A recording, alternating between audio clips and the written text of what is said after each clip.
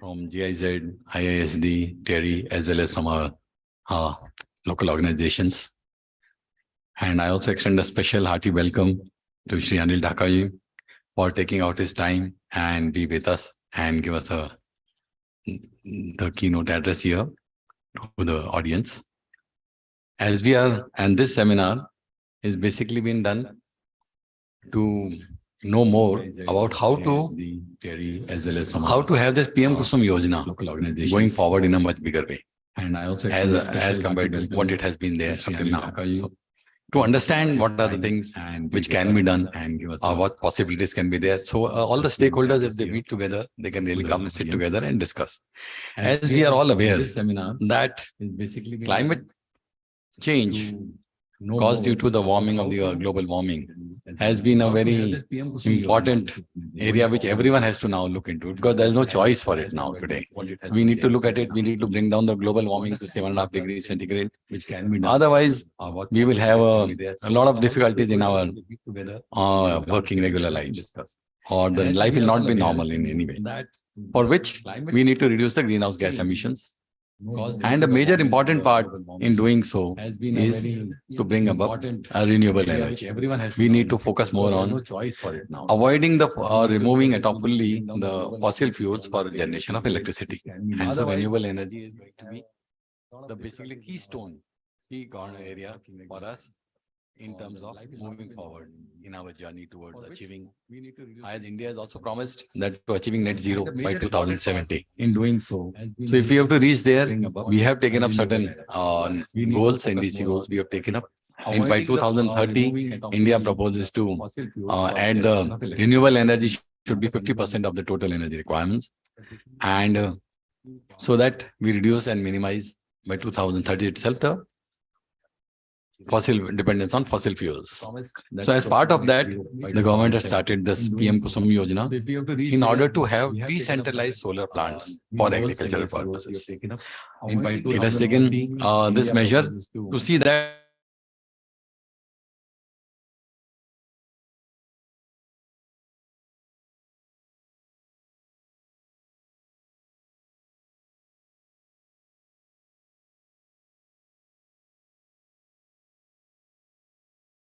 basically A, B, and C components, but they were primarily in terms of installation of small solar power plants of capacities up to 2 megawatts, one of the components. And another component also included that power distribution companies can set up solar plants at the feeder level to supply power to agriculture's connections.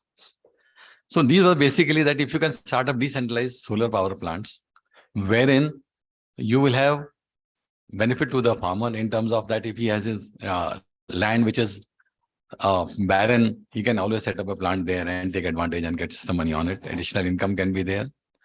Or even if he has a fertilized land, he can always use certain solar voltaics to be able to put it on stilts and use that for additional income from the solar power generated.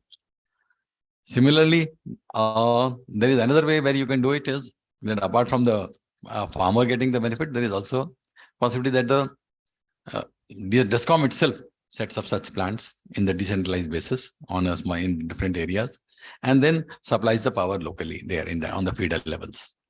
So these were the two major options which were being considered under this scheme, and there have been some incentives and benefits being given in terms of either capital subsidy or in terms of additional power purchase agreements will be there. Now, despite having this progressive nature of the scheme and all, both from the central and the state governments, we have found that the scheme has not yet taken off to that extent it should have done. In fact, there were a lot of possibilities.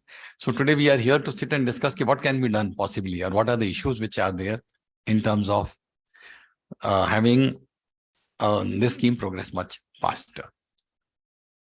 As a former banker, I can only say from the financial angle side that for any scheme to move faster, what you need is either you must have the scheme to be very attractive, commercially viable, and a very attractive scheme, or you can reduce down the risks of implementation and you can operations. So either you reduce down the risks on both these angles, or you also give them more incentives or give them better power so that it becomes very much viable for the bankers also to come in.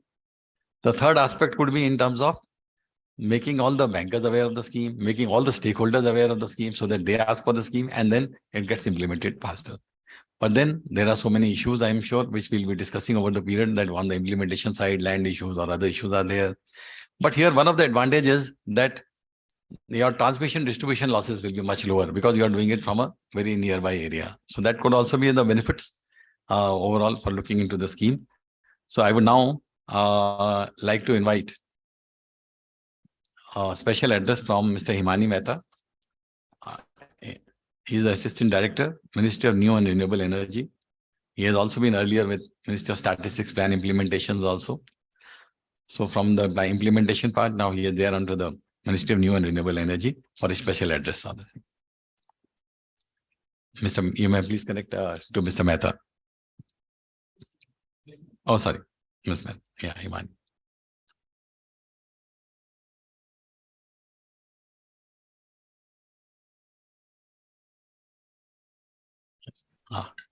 Yeah, hi.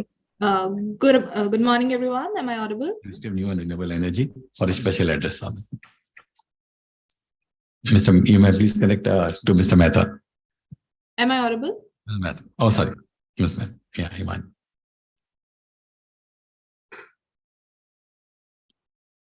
Is it audible? Yeah, please go ahead. Yeah, hi. Good morning, everyone. Am I audible? Ministry of New and Renewable Energy for a special address on Mr. You may please connect to Mr. Mehta. I guess there is some lag. Kritika, could you please fix that?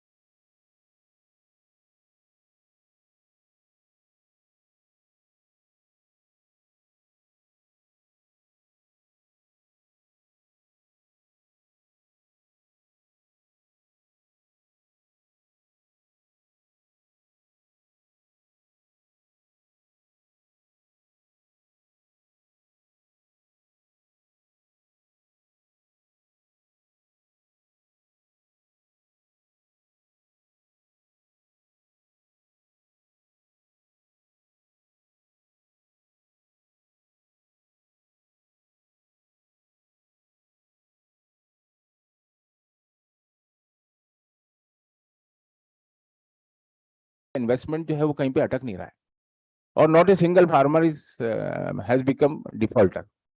सभी का instalment बिल्कुल time से जा रहा है। Discoms ने payment security mechanism दिया, इसको अकाउंट खोल दिए हैं, लेटर ऑफ क्रेडिट भी दे रहे हैं, 7 दिन में पेमेंट देने का उन्होंने सर्कुलर निकाला हुआ है और अभी तक कोई भी फार्मर आके कंप्लेंट नहीं करता कि मेरा पेमेंट जो है 7 दिन से बाहर निकल गया है। तो ये हमारे डिस्कॉम्स के लिए बहुत ही अच्छी बात है कि उन्होंने अपने कमिटमेंट जो है अभी तक बिल्कुल मेंटेन किए हैं और इसी की वजह से अभी हमारे ए और सी दोनों कंपाउंड जो है अगर वो आगे बढ़े तो ये पेमेंट सिक्योरिटी मैकेनिज्म उसका एक बहुत बड़ा टूल होगा।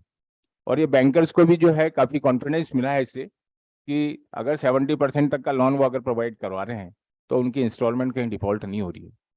तो मैं तो अभी जो फार्मर्स जिस तरीके से इसमें लगा के कुछ इंसेंटिवाइज हो रहे हैं उससे मुझे लगता है कि इस स्कीम को अगर थोड़ा सा कुछ सपोर्ट दिया जाए तो ये फार्मर्स के थ्रू ही इम्प्लीमेंट करने में ज़्यादा बेनिफिट है, क्योंकि फार्मर्स के हाथ में अगर कुछ पैसा अगर इस तरीके से रूरल इकोनॉमी में अगर जाता है तो definitely it is going to incentivise in a big वे।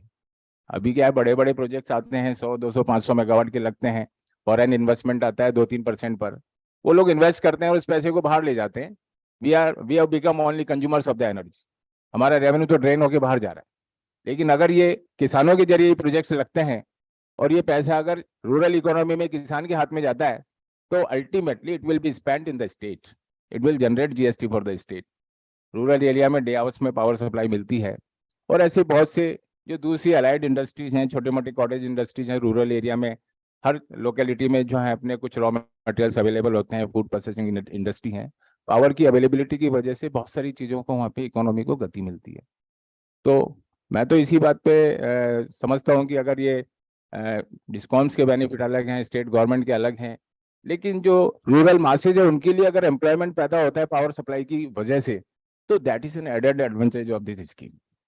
तो मैं तो इतना ही कह पाऊंगा कि आप लोग इसको अलग अलग जो मंच है वहाँ पे उठाएं, इस स्कीम के बेनिफिट को बताएं। तो मैंने 2-3 चीजें जो इसके लिए मैं सोचता हूँ कि सफल बनाने के लिए जो आप लोग रिकमेंड कर सकते हैं। एक तो जो रिप्स का बेनिफिट है जो अभी एमएसएमईज को मिलता है, तो रिप्स का बेनिफिट अगर अनाउंस कर दिया जाए सेपरेटली सरकार की तरफ से कि भाई ये किसानों को भी दिया जाएगा इनके प्रोजेक्ट्स के लिए, तो it van boost the installation of these projects. अभी एमएलयूपीवाई में जो बेनिफिट दिया जा रहा है वो बजट की लिमिटेशन की वजह से कुछ लोगों को मिला है और बाकी लोगों को नहीं मिल रहा है, जिसकी वजह से स्पीड नहीं आ पा रही है। और एमएलयूपीवाई स्कीम जो है वो की है इस स्कीम की सक्सेस का। तो अगर वही मिलता है तो ये अभी जैसे राजस्थान में ही मिल पा रहा है, बाकी दूसरे स्टेट में है नहीं, वहां पे भी अगर गति देनी है तो इस तरह का इंटर सबवेंशन टूल होना चाहिए कोई ना कोई। दूसरा कंपोनेंट ए में जो डिस्कॉम को 40 पैसे मिलते हैं उसको कंपोनेंट ए के किसानों को मिलना चाहिए, सो दैट जो टैरिफ में गैप आ रहा है, जो वाइबिलिटी का गैप है, that can be addressed.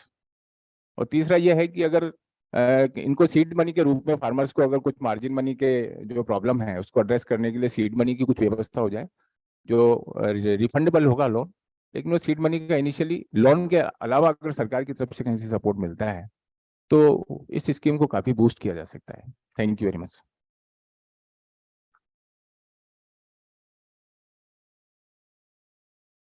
Thank you, Mr. Gupta. I think you raised some very, very interesting observations and, highlighted that farmers are at the center of this scheme. You also shared some very interesting insights that Rajasthan is doing, such as the MLUPY scheme and the payment security mechanism that has been previously covered as well. With that, I'd like to now invite Ms. Mathur from JVBNL to also give brief introductory remarks. Thank you.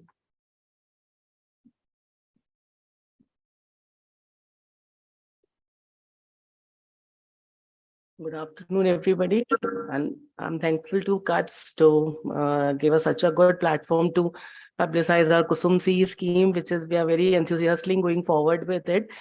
With the KUSUM C pump level solarization, somehow we could not succeed in KUSUM C pump level solarization, and that has been called off by Rajasthan Discoms. And now we are very keenly going on for KUSUM C feeder level solarization. And somehow this was under like Maharashtra, we have opened a Sky portal. It's like a land bank, and it was a brainchild of our chairman Discoms. And we have dedicated, there's a dedicated website for it, where the major issue which we faced in the pilot was the land. The land issue was the major issue. So we went into this, that the land should be available for the developer as well as for the farmers. So we have created this land bank where the farmer can register their land and the developers can find out. And there's a whole complete list of substations where we are going to put up our solar power plants, and the land requirement, as well as the CFA, what the CFA will be given to the developer. That is all available on the site for all the 3 Discoms. And we have got a huge response. Like in October, we launched this website, and there have already been 370,000 hits on it. 114 farmers in Jaipur Discom, they have registered their land, and the land simultaneously we are getting it verified by our this official officers. So that land is in place, and there are around 110 developers already there with us. And looking to it, now we have floated a tender for around 39 substations and 114 megawatt. And so we, and what I think in his presentation, Mr. Anais had said that there were very some stringent conditions in Gujarat tender, so that was quite a failure. But that way we have really relaxed our conditions, and there are hardly any technical requirements in our tender. So because we have got a huge response from the farmers, as like Mr. Gupta said, that farmers should be the key this person who should get the benefit out of it. And the farmers are very keen on this. They've got their own land and they want to be a developer as well. So looking into it, we relaxed our conditions. There are no technical, as such, no technical conditions required for an individual and also for a like any developer. But and even in the financial part, we have given a lot of relaxation to the farmer. He just has to give some affidavit on a 500 stamp, judicial stamp paper that he has got the land availability and around 20% of the asset required in a form of land, movable or immovable property. So I think that will be a big boost to the farmers as well as the, even developers, and they can have a JV or a consortium, like where a developer and a farmer can come together and and the lease rent is very, very attractive. Even if a farmer wants to give his land on the lease, that is also, we have given a very attractive lease rent, which will be all revised every 2 years at the rate of 5%. So I think we have got lots of learning from other states, and that is why we have come out with a very good tender. We have got and we are very hopeful that this will be successful, because it's a win-win situation for everybody. With the DISCOM, the power purchase cost, it's shooting up like anything. So that way, and the subsidy burden on the government and the daytime power. The only thing, and we have not given any ceiling tariff also. So I think that will be also a very good perspective for the farmer. And as I think the MD of RRECL and everybody we had come out with a tender pilot in Datavas, but of course the 2.89 the rate quoted was not at all feasible. They had gone to the commission also, but as it was before they had quoted this rate after the BSD and GST. So even RERC didn't give them any comfort on this. So and we are not hopeful that that pilot would go off. So that is why we've got a very good learning from that pilot. And with this this KUSUM C, there is a subsidy and the CFA from MNRE. So we are very hopeful that we'll get a good rate and we'll not have to negotiate much further with the farmers.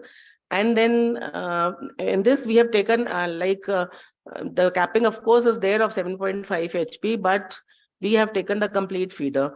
And we have calculated the CFA according to it. Of course, that part, the developer or the farmer will have to bear. But as Mr. India Gupta has also pointed out, that we are very good payback. This masters, DISCOMs will never disappoint them, and they will get their very prompt payment in 7 days. And even we are looking around the topic of tripping and all that. DISCOM is very has looked very keenly, instructed all the officers that in the KUSUM, even in KUSUM A and KUSUM C, the trippings, they have to be kept bare minimum. And of course, we have given a clause also in the tender that even if the tripping that goes beyond a certain level, we'll compensate them. And the major issue, I think, which somebody also had quoted, that the surplus, I think Anis had said that when this agriculture load is not there, what shall happen to? So I think I was discussing with this GIZ people, if they are going in for that livelihood project, I think that power can really help them. I think I just got an overview right now when I was here, because then it doesn't have to go upstream there and create a unbalance in the system. So these are now my views, and then you can, I'm open for discussion. We can just have one. Thank you.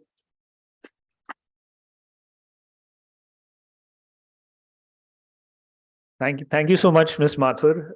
It's very heartening and positive to hear about the tender and a lot of the conditions, a lot of the innovations that have been adopted in this tender. I think we were joking just before the session that before our guidebook was launched, already JVVNL has already implemented a lot of these solutions. So really looking forward to the response of that. With that, we'll move on to Mr. Singhoya from SBI. I think a lot of stakeholders have already said that financing is the main challenge. So everyone's waiting to hear eagerly from you.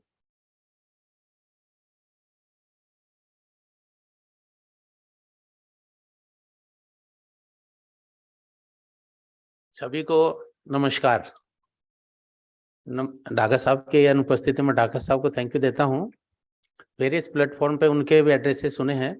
He is very much encouraging और बहुत ही positive way में एक government के साथ में lead करने के लिए मैंने उनके 2-4-5 बार वक्तव्य सुने हैं. तो really is very much aggressive regarding this issue.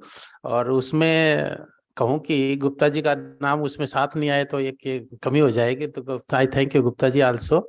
एक स्टेट लेवल का एक कैंपेन है एक तरह से, और बहुत बड़ा एक यूं कहें कि वह जज्बा का एक काम है जो कि नेशनल लेवल पे राजस्थान को एक आगे लेके जा रहा है. तो I salute such type of team headed by Dhaka ji or supported by Gupta ji. I also thank you Germany. So they have come across all the way from there to support India in this renewable energy. और thank you सुशील मनोज साहब, एक अच्छा event किया और state bank of India को मौका दिया, इसके लिए थैंक यू. और इसमें विशेष चूंकि आप लोगों ने जो ढाका साहब से लेके मनोज साहब ने बोला है और गुप्ता जी ने तो गागर में सागर भर दिया, तो अब कहने को विशेष नहीं है. मुख्य रूप से यही है कि जैसे गुप्ता जी ने बताया कि अगर इसको AIF का एक स्टेक मिल जाता है, उसमें इंटरेस्ट सबवेंशन का कुछ मिल जाता है या कोई सब्सिडी का पार्ट मिल जाता है, तो एक ये जो स्कीम है बहुत अच्छी यूं कहें कि बहुत डेवलप हो सकती है. राजस्थान में स्कोप है, बहुत अच्छा स्कोप है. और जैसे गुप्ता जी बता रहे हैं कि राजस्थान में अच्छे लीड मिल भी रही हैं, हो भी रहे हैं, और हमने भी किए हैं, स्टेट बैंक ऑफ इंडिया ने भी किए हैं, और करीब 9-10 तो हमने किया है. और आई वाज टोल्ड कि हमारे पास हमारे राजस्थान लेवल पे इंक्लूडिंग जोधपुर बीकानेर से लेके अभी हमारे पास 25 प्रपोजल अभी भी हमारे पास पाइपलाइन में है. तो चूंकि ये जो अभी तक जो प्रपोजल हो पा रहे हैं, ये यूं कहूं कि मैं धन्यवाद देता हूं इंडिविजुअल फार्मर को. बहुत ही अग्रेसिव फार्मर होता है, वही अपने आप का जो प्रपोजल है उसको गो थ्रू करवा सकता है. अगर एक कॉमन रूप से आए कोई आदमी, जैसे कि सभी ने बोला कि 1-1 करोड़ रुपए 1.5 करोड़ रुपए, एक ढाका साहब ने भी अपने प्रिलिमिनरी एड्रेस में बोला था 1 करोड़ 1.25 करोड़ रुपए दे पाना, ये कोई जोक नहीं है. इसमें कहीं न कहीं से किसी न किसी की बैक होती है, तभी जाके वो आदमी गो थ्रू कर पाता है. गवर्नमेंट चाहे कि जमीन ले ले और बिजली बोर्ड को सप्लाई करके वो इनकम जनरेट करना, इट इज नॉट पॉसिबल. इसके लिए जैसे गुप्ता साहब ने बोला, गवर्नमेंट को और नए सिरे से कहीं न कहीं फार्मर को सपोर्ट करना पड़ेगा. रेट का जो इश्यू है बहुत बड़ा इश्यू है. अब आने वाले टाइम में तो मेरे को लग रहा है कि जैसे कि पीछे बात चल रही थी गुप्ता साहब के ऑफिस में, मैं कई बार जाता रहता हूँ, तो घटाती गवर्नमेंट नीचे ला रही है, तो कहाँ से कर पाएगा फार्मर? नहीं कर पाएगा. कॉस्ट एस्केलेशन इस प्रकार से हो गई है कि वो कहते हैं ना, दिन दुगुनी रात चौगुनी बढ़ रही है. इसकी वजह रेट कम आ रही है और कॉस्ट की हर कंपोनेंट की बढ़ रही है. जैसे सर से भी बात चल रही थी यहीं पे ऑफ द मीटिंग, तो लगभग 20-25% रेट हाइट हो गई, जबकि जो टैरिफ है वो कहाँ हो गई. इसमें भी एक और विशेष इश्यू आ रहा है कि जो वेंडर्स हैं मन मर्जी से लगा देते हैं, इसकी कोई गाइडलाइन स्पेसिफिक है नहीं. जैसे सपोज कि एक पैनल खरीदा, ए आदमी दे रहा 10,000 का, दूसरा दे रहा 12,000 का, तीसरा दे रहा, for example, I am not aware of the rate, exact rate, ये वेराइटी है इसमें. तो इसमें कहीं ना कहीं होना चाहिए. गवर्नमेंट एक तरफ से इसको एक तरह से करे कि इसको प्रॉम्प्ट किया जाए, इसको बूस्टअप किया जाए, एक तरफ जीएसटी लगा रही है. तो ये भी अगर इश्यू छोड़ देती है गवर्नमेंट की, चलो जी जीएसटी हटा दिया, हर पार्ट में जीएसटी लगता है, हर जगह जीएसटी लगता है, जीएसटी लग कर इतना सारा बढ़ जाता है. तो ये चीजें चूंकि अब मुझे नहीं पता है कि इस प्लेटफॉर्म में कौन कौन ऐसे आदमी हैं जो गवर्नमेंट तक एस्केलेट कर सकते हैं. ढाका साहब ने तो किया, ये मेरे को पता है. गुप्ता साहब के साथ वेरियस प्लेटफॉर्म पे किए, उन्होंने कई बार चिट्ठियां भी लिखी हैं गवर्नमेंट को. वेदर मनोज साहब भी इसमें कुछ कहीं किसी अपने प्लेटफॉर्म से, या आप लोग भी कहीं से कुछ किसी प्लेटफॉर्म पे गवर्नमेंट को स्ट्रांगली अगर रिकमेंड कर सकते हैं कि फार्मर्स को कुछ न कुछ मिलना चाहिए. इसमें जो एस्टैब्लिशमेंट में जो मेरी ऑब्जर्वेशन, ये मेरा जो मानना ये है कि इसमें जो वेंडर्स हैं उसकी जो कॉस्ट आ रही है, और इसमें कौन लेके जाता है, इसमें जो जिसने इंडस्ट्री से जो प्रोक्योरमेंट कर रहा है, जो इक्विपमेंट से आ रहे हैं, उसमें कॉस्ट इतनी सारी बढ़ गई, और रात और दिन बढ़ाए जा रहे हैं. Nobody is observing, nobody is controlling, nobody is monitoring. तो ये एक इश्यू है। जब बाकी तो बैंकर्स तो मेरी समझ में गुप्ता साहब ने इस प्रकार का लाइजन कर रखा राजस्थान में, तो all banker are aggressive for financing this project. तो थैंक यू गुप्ता जी, और सभी को पूरे कहते हैं ना इस सदन को धन्यवाद। और आए स्टेट बैंक ऑफ इंडिया के लिए अगर इसमें से कोई वेंडर या कोई फार्मर्स को अगर स्पॉन्सर करते हैं तो state bank of India is कहते हैं कि प्रोएक्टिव, और हम चाहते हैं कि स्टेट के कंट्रीब्यूशन में अगर स्टेट बैंक ऑफ इंडिया अपना कुछ कंट्रीब्यूशन दे पाता है तो हमारे स्टेट बैंक के लिए ये एक अच्छा होगा। और स्टेट बैंक के बिहाफ पे मैं सभी को ये कहता हूँ कि स्टेट बैंक लाइक कोई सर्विसेज हो, कोई प्रोजेक्ट हो तो हमें स्पॉन्सर करें, हमें बताएं। और कहीं पे एग्जिस्टिंग चल रहे हैं और कहीं पे कोई दिक्कत आ रही है तो उसमें भी हम सपोर्ट कर सकते हैं। और रिन्यूएबल एनर्जी जो है एक आने वाला समय की एक बहुत बड़ी वो कहते हैं ना डिमांड होने वाली है। और बाकी तो रेट का इश्यू आ गया, सब्सिडी का आ गया, इंटरेस्ट का आ गया, मुख्य बैंकिंग की तरफ से यही है। बैंकर चाहता है कि फाइनेंस किया जाए लेकिन वो अपना रिस्क को भी थोड़ा सा करके चलता है। बिना रिस्क के कर सकते हैं लेकिन हमारी गाइडलाइंस है, हमारे स्टेट बैंक की बताता हूँ गाइडलाइंस है कि 0 कोलेटरल पे हमें करना है, 0 कोलेटरल पे। लेकिन किसान हमारे पास आता है कि साहब ये करना ये करना ये करना, लेकिन बाद में देखते हैं कि पैसा आएगा कि नहीं आएगा वापस। भले से इसमें गवर्नमेंट कह रही है कि आपके पास जमीन है, इक्विपमेंट है, अब ये पैनल है, लेकिन अगर फेल हो गया पैनल बेचने जाएं तो वो उस समय लेके आए थे तब तो वो मिला है 5 लाख का, और जब बेचने जाएंगे तो हमारे को 18,000 रुपये ट्रांसपोर्टेशन के और देने पड़ेंगे कि यहाँ से उठाओ, क्योंकि हमारे लिए कोई बायर नहीं होगा उस समय। तो ये इश्यू है। तो लेकिन चूंकि गवर्नमेंट इसको पॉपअप कर रही है और सभी सामने आ रहे हैं तो स्टेट बैंक भी इसमें सपोर्ट कर रहा है और बहुत पॉजिटिव होके कर रहे हैं। और एज ए इंडिविजुअल मैं सभी को एक कहता हूँ कि वो कहता है ना अपेक्षा करता हूँ कि स्टेट बैंक के लिए कोई प्रपोजल हो तो आप दें और अग्रेसिव रूप से। और इसमें भी स्टेट बैंक ऑफ इंडिया ने हमने जयपुर में एक इनोवेटिव वो लिया है, क्योंकि अभी तक बड़े प्रपोजल हैं वो हमारे हेड ऑफिस से ही है। पहले तो स्टेट लेवल से हो रहे थे सभी ब्रांचों में तो कोई भी हाथ नहीं लगाता था, क्योंकि जूनियर लेवल के ऑफिसर्स होते हैं, they are not aware of you कहते हैं ना बिग रिस्क को लेने में अवॉइड करते हैं। तो फिर बाद में बैंक ने डिसाइड किया कि एक बड़े लेवल के प्रपोजल के लिए हमने एक यूनिट यहीं पे इस्टेब्लिश कर ली, तो बिलो अबव 50 लाख जो भी प्रपोजल है वो यहीं से हम करते हैं। इसके बाद में चूंकि अब ये काम आने लगा, गुप्ता साहब का सहयोग हमें अच्छा मिल रहा है, तो now we have decided to establish 2 units one at Bikaner another and Jodhpur, क्योंकि जोधपुर और बीकानेर से ये प्रपोजल अच्छे आ रहे हैं। तो हमने एक unit headed by chief manager sanctions at Bikaner और एक जोधपुर में, तो उसमें जैसलमेर बाड़मेर उधर के प्रपोजल उधर आ जाएंगे और एक के प्रपोजल हमारा ये बीकानेर में हो जाएगा। तो इस प्रकार से जो बीकानेर से संबंधित उधर हो जाएंगे, उधर के हो जाएंगे, और बाकी रेस्ट ऑफ द ये है कोई और भी कोई होगा जिसमें बड़ी सैंक्शन हो, बड़ी पावर हो, चूंकि बड़े अधिकारी यहाँ बैठते हैं, कोई होगा तो यहाँ से क्लियरेंस होगी तो हम यहाँ से कर देंगे। तो finance will be not a hurdle in this way. बस गवर्नमेंट की जो पॉलिसीज हैं उसका और सपोर्ट मिल जाए तो स्टेट बैंक अच्छा कर पाएगा। Thank you.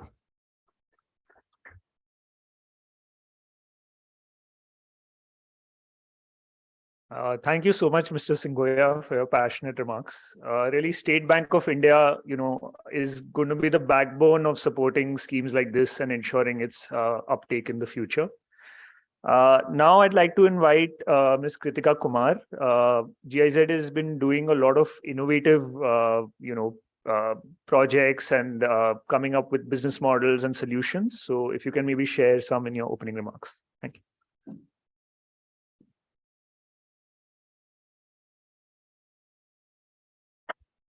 Thank you, Siddharth, and very good afternoon to everyone.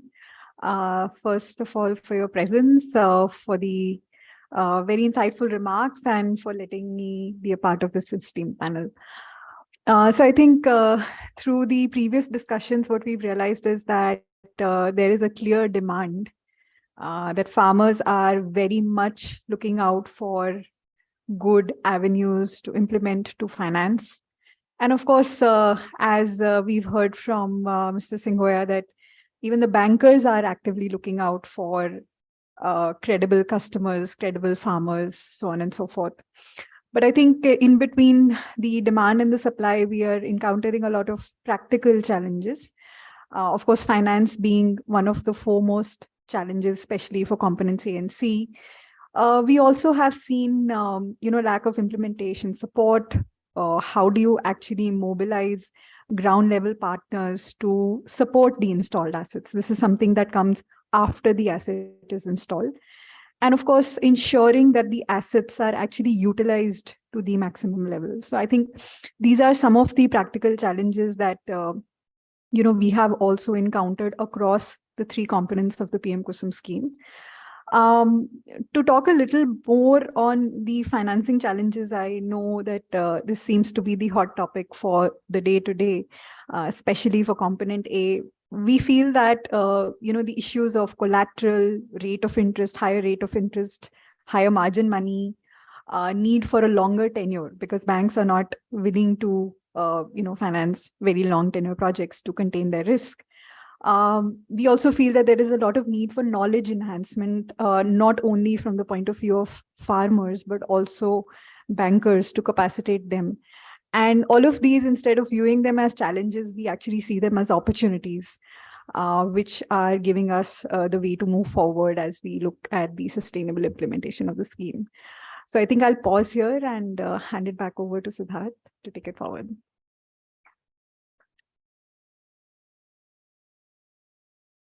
Thank you so much, Kritika. I think you've really helped contextualize some of the main challenges, especially on financing in the scheme.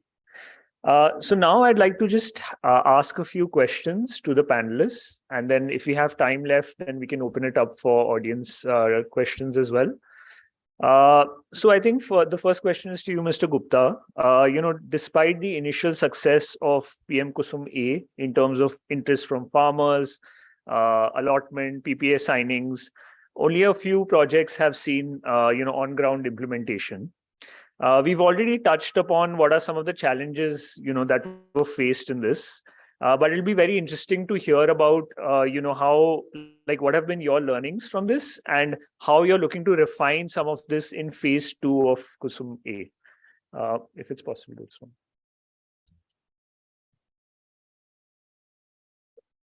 Phase 1 में हमने जो experience किया है कि इसमें ज्यादातर farmers जो थे वो मार्जिन मनी का जो इशू आया है वो इसी वजह से आ गया कि फार्मर्स को लर्निंग नहीं थी कि इसमें खुद को कितना पैसा लगाना पड़ेगा, बैंक कितना लोन दे देगा। तो अभी जैसे कंपोनेंट सी में टेंडर में इन्होंने एड्रेस किया कि 20% of the project cost will be taken as commitment, undertaking उससे लेंगे कि भाई इसके पास में है। तो अब हम भी इस तरह का ही कोई फेज सेकंड में कुछ इस तरह का मैकेनिज्म डालने का फार्मर्स में अवेयरनेस लेके आए कि दीज आर द चैलेंजेस कि आपको मार्जिन मनी जो है उसका अरेंजमेंट जो है आपको रखना है, क्योंकि अब बैंकर्स जो है वो भी अब काफी ओपन है। इनिशियली जब बैंकर्स को भी पता नहीं था कि इस स्कीम में है क्या, तो फार्मर्स उनके पास पहुंचते थे वो उसको रिकॉग्नाइज भी नहीं कर रहे थे। अब बैंकर्स भी जो है उनको गाइड कर रहे हैं कि भाई अल्टीमेटली आपको इतना पैसे की जरूरत पड़ेगी। तो कुछ हम अपने जो एक्सप्रेशन ऑफ इंटरेस्ट हम निकालेंगे उसमें भी हम इस तरीके का मेंशन करेंगे। दूसरा, लर्निंग ऐसी आ चुकी है पूरे मार्केट में कि जिन लोगों के पास में मार्जिन मनी की व्यवस्था है वही आगे बढ़ के आएंगे, क्योंकि जो लोग फेल हो चुके हैं या जो नहीं लगा पा रहे हैं तो उनको देखकर जो उनके दूसरे साथ में लोग हैं वो तो आगे आएंगे नहीं।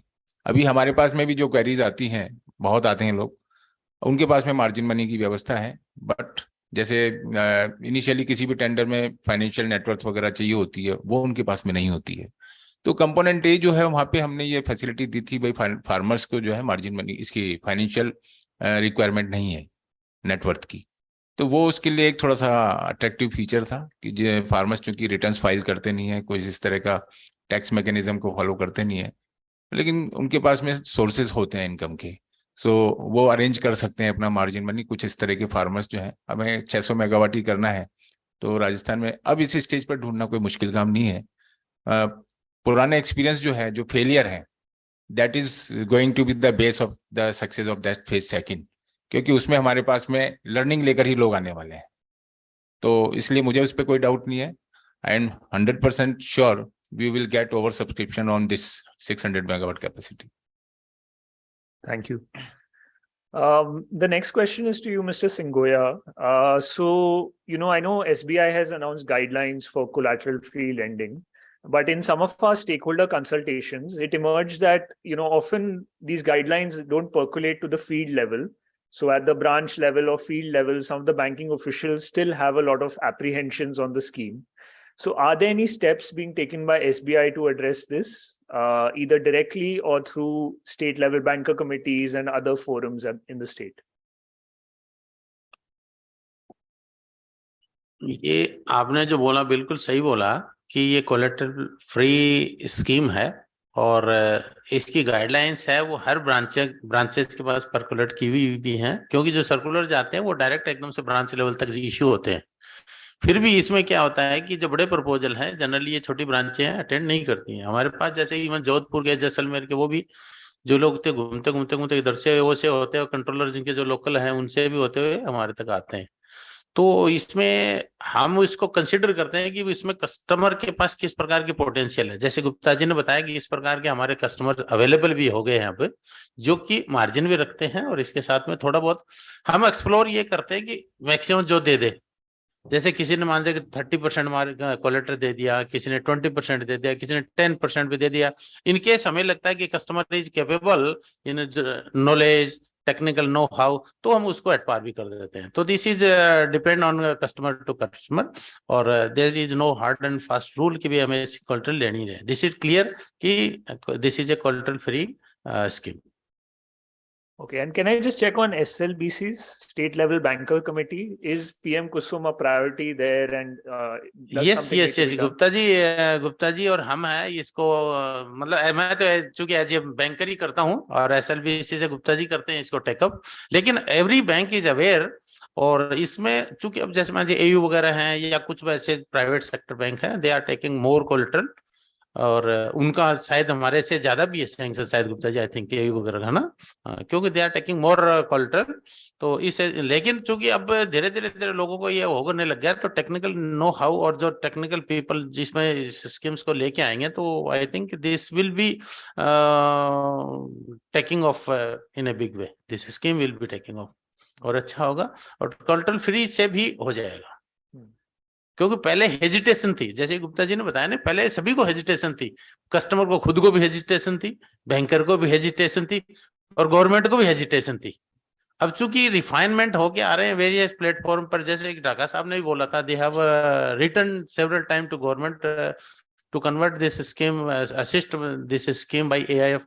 तो इस प्रकार से जब आएंगे ना, तो there will be big flow of such proposals in our state. Thank you. My next question is to you, Ms. Mathur. I think you've highlighted already a lot of strategies in the tender, but I think one concern that came up when we spoke to developers is the quality of the distribution infrastructure, particularly, the 11 kV feeders. So has there been any upgradation of the feeders before undertaking, before announcing the bid? And how are you looking to address this challenge? I don't think there is any need for upgradation of the feeders. The feeder segregation program is already being taken under RDSS. Yeah. And I think Rajasthan is the first state. Anas was talking about the virtual feeder segregation. We have already done a pilot in virtual feeder segregation, and 2 more pilots in JVVNL are on the way. And it has been proved that this is a very good strategy. And I think MNRE also has issued the guideline that the states, if we consultant with RDSS, that we can go for virtual feeder segregation. So I think we'll be very soon going on for virtual feeder segregation.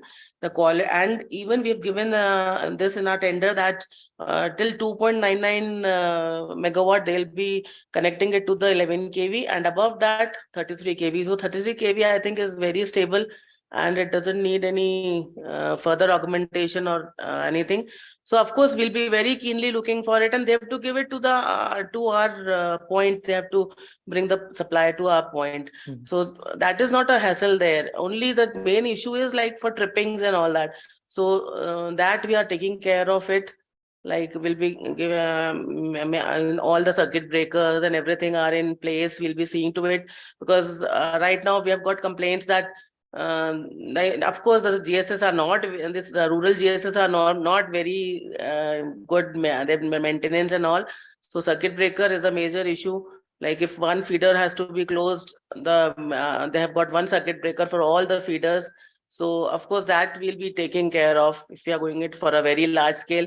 And then because of course we'll be also reducing our other power purchase agreement. So we have to be very sure that we get this solar power in time, and we'll be shifting all the load to the daytime, trying to remove all the 3 shifts which we are this is the biggest. So of course it's a challenge for us, and I'm very sure the management will look to it. Yeah. Thank you. Now, Ms. Kumar, GIZ has also done a number of surveys to understand like exactly what's happening on the ground. And, so are there any interesting insights from these surveys of farmers and installations that you'd like to share with us? Sure. Thanks, Siddharth. So I think one of the key surveys that GIZ had undertaken was covering more than 900 farmers across 4 states, including Rajasthan, Uttar Pradesh, Orissa, and Tamil Nadu. And these were actually covering pumps installed through the other, pre-PM-KUSUM era. And so few of the key learnings that we felt came out of the surveys was essentially that, there is always a specific geographical context. So in case of Rajasthan, we saw that, the pumps are actually being used to fill up the diggies. And these, the water stored in the diggies are actually then used to irrigate the fields. Whereas in the other states, we clearly saw that, the pumps are used directly to irrigate the fields. So we felt that, and it strongly come out in the survey, that the specific geographical context is something that, needs to be kept in mind, needs to be prioritized. And I think Mr. Dhaka also mentioned that in the keynote address, that the specific categorization that we've seen, say, for example, in the Northeast states as well, is something that needs to be prioritized, and that can be the case even for Rajasthan. The other thing that we saw was the solar water pump utilization in the state of Rajasthan was very high. So we were looking at nearly 180-85 days. And so even though this was very high amongst the surveyed states, we felt that this presents also an opportunity to further improve this utilization. And even though the farmers have been using the water from these solar water pumps for other residential, animal husbandry, etc., all these purposes, but still there is, again, a lot of scope to further improve. And as ma'am also said, that there are further livelihood activities that can also be supported. Because we feel that there is a need to, actually maintain the long-term benefits of the installed solar assets. Thirdly, the puzzle on the after-sales services, I think this is something that has been discussed also at several points in time, where we feel that the infrastructure and the support systems are already in place, but they just need to be strengthened further. And this will basically not only enhance the overall experience of the farmer, as all of us have been speaking about, which is obviously key priority, but also, help in de-risking financial institutions. The presence of a good after-sale service mechanism is also something that can bolster financial inflows for financing the asset. So we felt that we saw that toll-free numbers are present, but are they actually providing the right kind of inputs to the farmers? We felt that maybe there is a need to also capacitate local technical people who can support in providing these services, the after-sale services, because service centers are sometimes as far as 30 to 50 kilometers from the site of installations. These were, I think, few of the key findings that we felt. And of course, there are issues with fluctuation, utilization with groundwater levels, so on and so forth. And I'm sure that policymakers are already addressing, the grave groundwater situation, which I think most of the states are grappling with. But I think all these observations that we've seen from the survey are all opportunities as we now, look forward to making headway with the second part of the PM-KUSUM scheme. Great, thank you so much. So from where we are coming between, you and your lunch, but I think it'll be great to have a few questions from the audience. So if you can just mention your name, your organization, and which speaker your question is addressed to.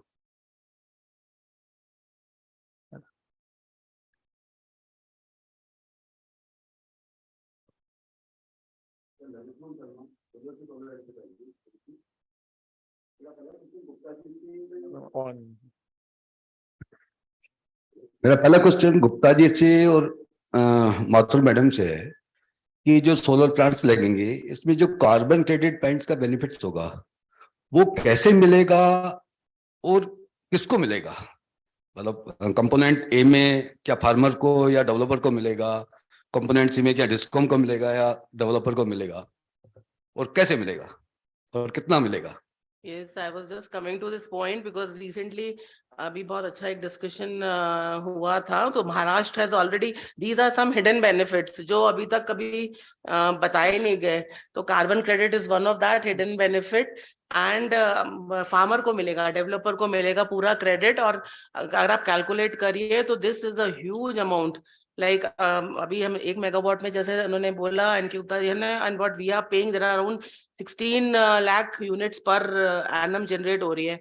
और उसको अगर आप convert करते हैं, I did a small calculation yesterday, तो मतलब it's a huge benefit. Around 14,000 something 1,40,000 something credits जाते हैं. और जो आज की रेट कार्बन क्रेडिट की है, it's a huge and the benefit will definitely go. RPO benefit DISCOM लेगा बट कार्बन क्रेडिट का benefit the farmer will take and the developer. नहीं मैडम, इसमें मैं रिक्वेस्ट करूँ, मैं पिछले 25 साल से सोलर में काम कर रहा हूँ और पिछले 10-12 साल से सुन रहा हूँ कार्बन क्रेडिट का बेनिफिट मिलता है, लेकिन आज तक कोई ये कहता नहीं मिला मुझे बेनिफिट मिला है. नहीं, क्योंकि किसी ने बहुत एफर्टली आई थिंक ट्राई नहीं किया. अब बहुत सारी consultant, I think these people are also more into it, they can definitely help you. अभी हमने तो अपने कार्बन क्रेडिट्स हमने भी एक बार अप्लाई अपना किया था जब हमने ये एक बार एग्रीकल्चर पंप, बहुत it's long back when we had a project with USAID.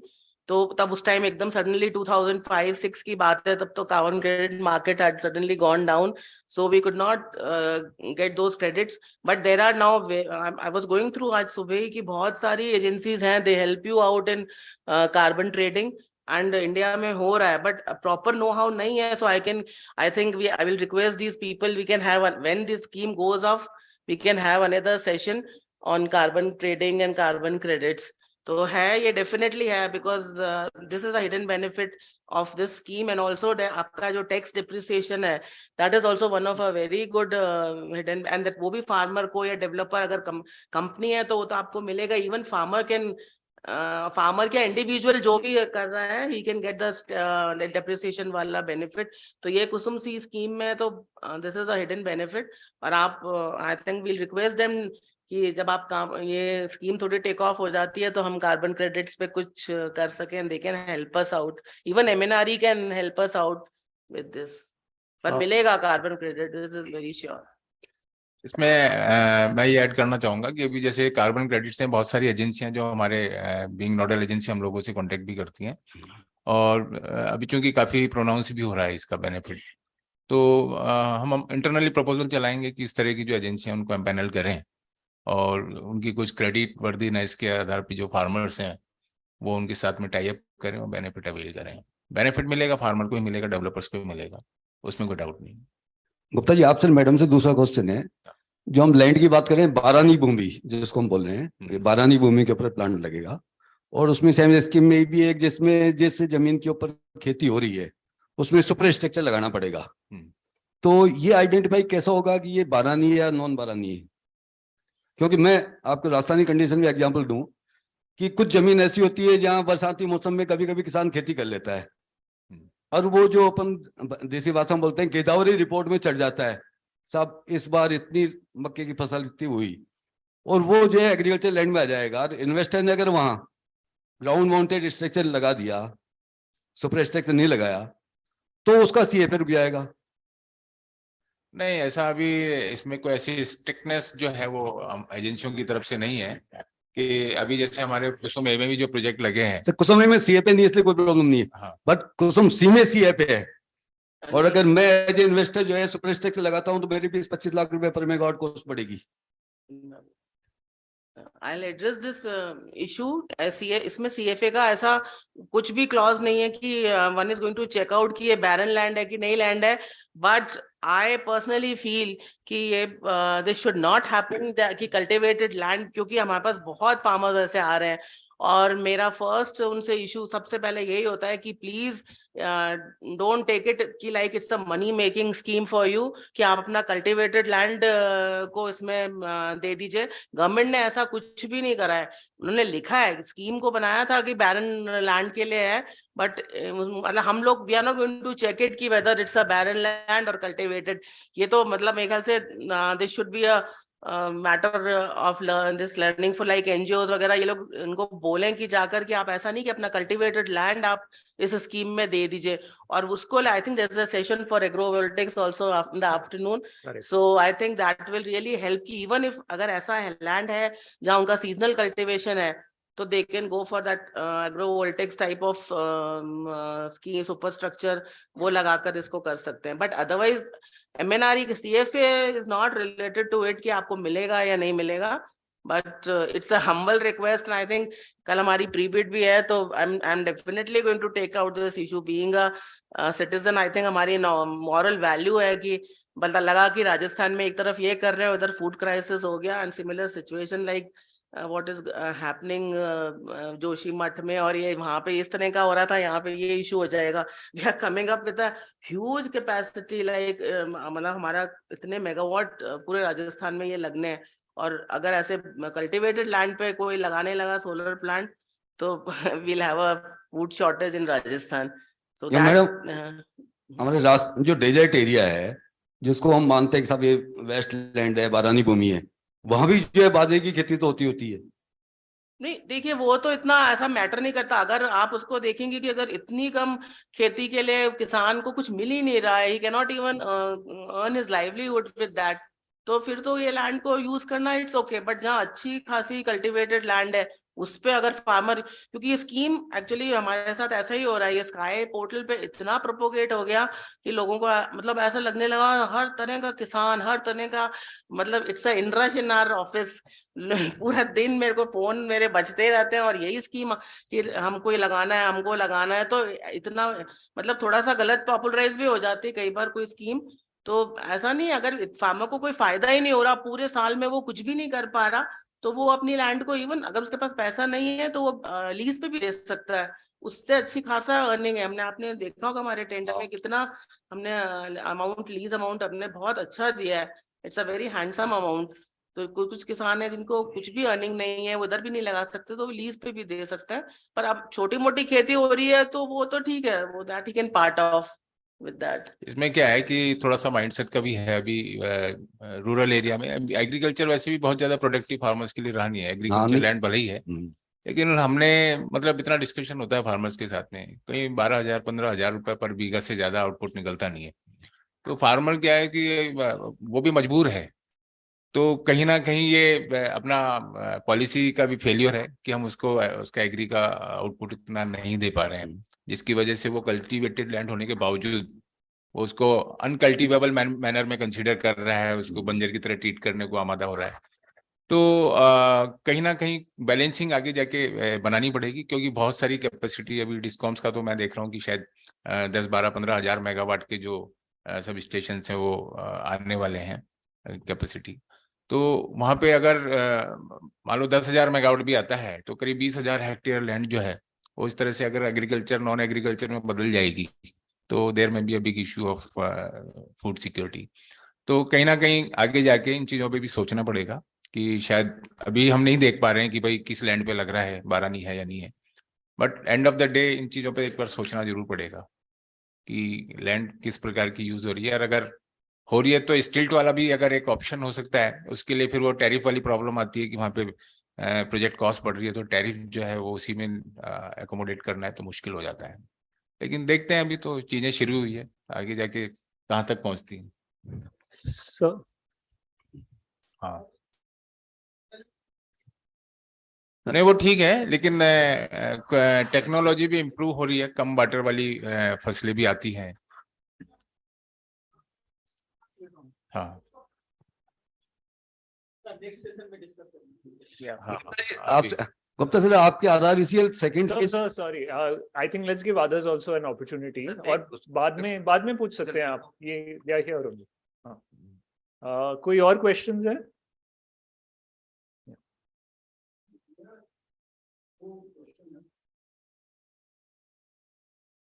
एक तो चूंकि ये ए की बात कर रहे हैं, तो ए में तो फार्मर अपना लैंड देते हैं, तो फिर ये लैंड बैंक की बात क्यों आ रही है? एक तो मैं ये नहीं समझा। और दूसरा, और सी भी फार्मर्स के लिए ही है, मतलब बी में वो चीज हो सकता है कि क्योंकि उसमें कंपनीज आती हैं, उनको लैंड की जरूरत पड़ सकती है, तो ये शायद मुझे कुछ मतलब हो सकता है मैंने गलत समझाओ। दूसरा मेरा जो इससे ज्यादा इंपॉर्टेंट सवाल है वो ये है कि ये जो इसका कोई, क्योंकि एनवायरनमेंट के बहुत सारे सवाल आ रहे हैं, तो कोई इन्वायरमेंटल इम्पैक्ट असेसमेंट होता है या ये उसके बाहर है, इसको वेवर मिला हुआ है? एक्चुअली सोलर जो है वो उसको एनवायरमेंट इश्यूज से वैसे भी बाहर रखा हुआ है, इसको रेड कैटेगरी में नहीं रखी हुई, ग्रीन कैटेगरी में ली हुई है सोलर को, क्योंकि इसमें एनवायरमेंटल ऐसा कोई इशू नहीं आ रहा है।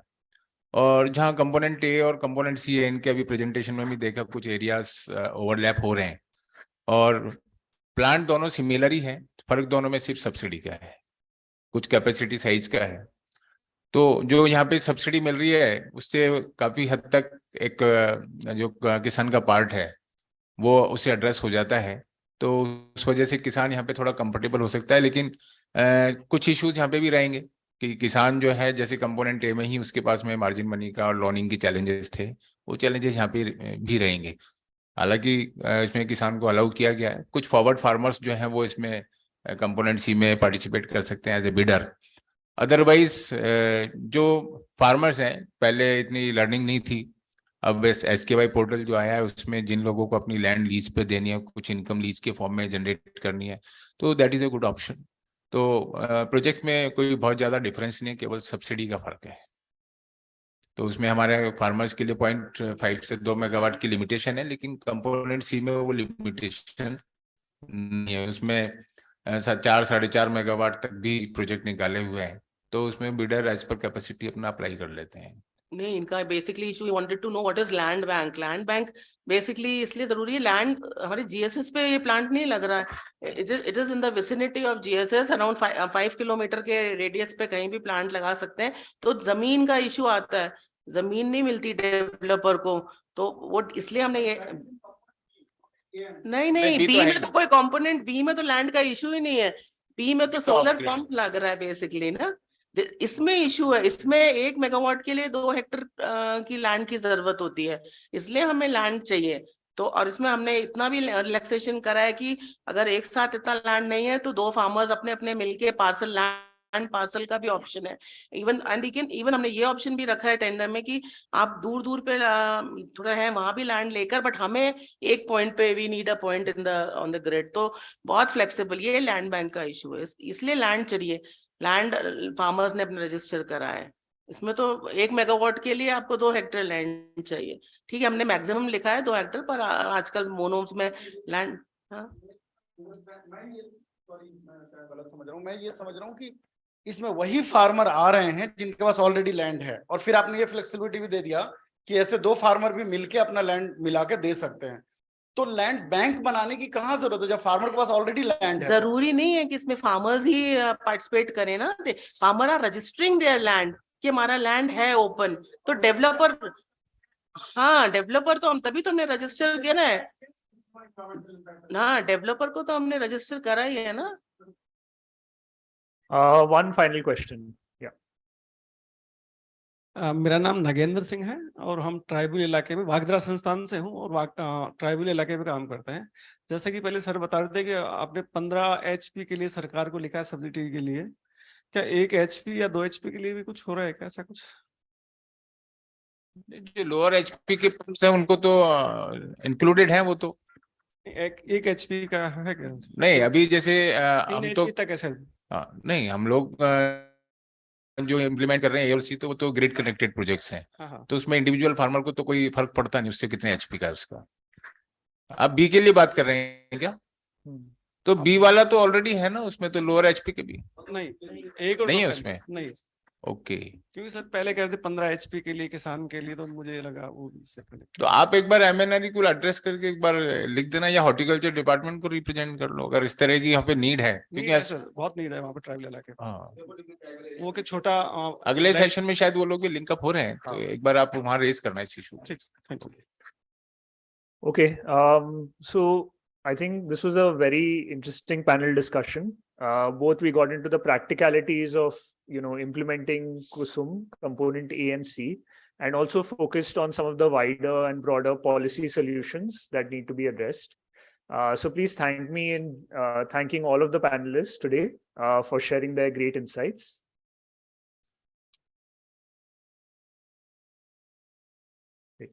Akash.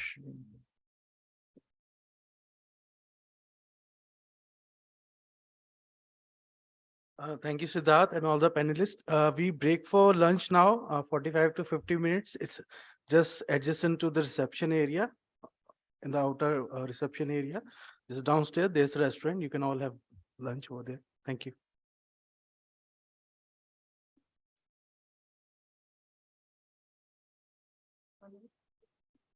We'll resume the next half of the event after post lunch. So please, at 3 o'clock, if you can all be back by then, that would be great.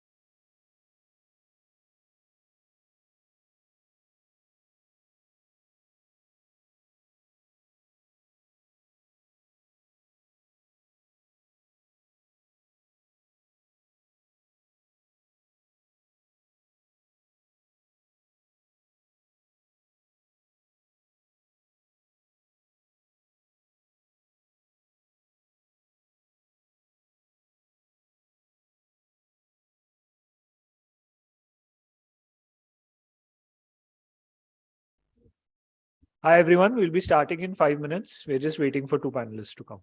Thank you.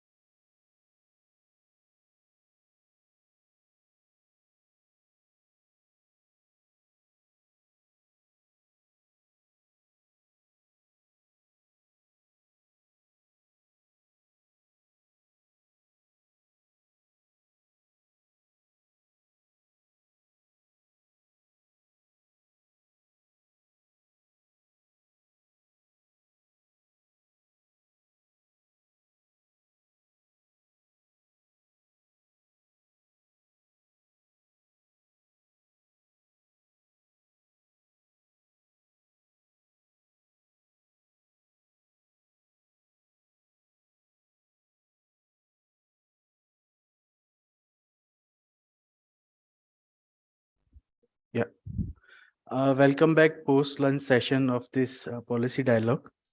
May I begin with inviting Mr. Ujjwal Kumar on the dais, please, and Shri Om Prakash Parikh. Ujjwal is an assistant director at CUTS International, looking after competition, trade policy, and energy vertical. And Om Prakash Parikh ji is founder of Hanuman Gram Vikas Samiti and Food Producers Organization. Now I would like to begin with a presentation on learning by doings.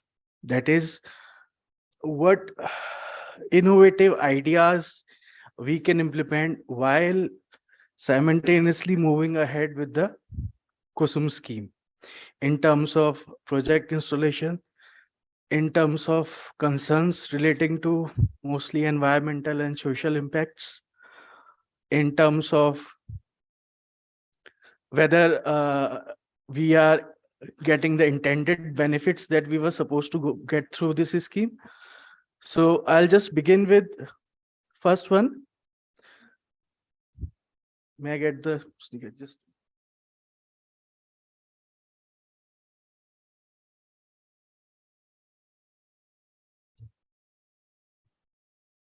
before Akash starts his presentation, let me flag one thing that this session would look at some of the important issues that was raised during the previous session.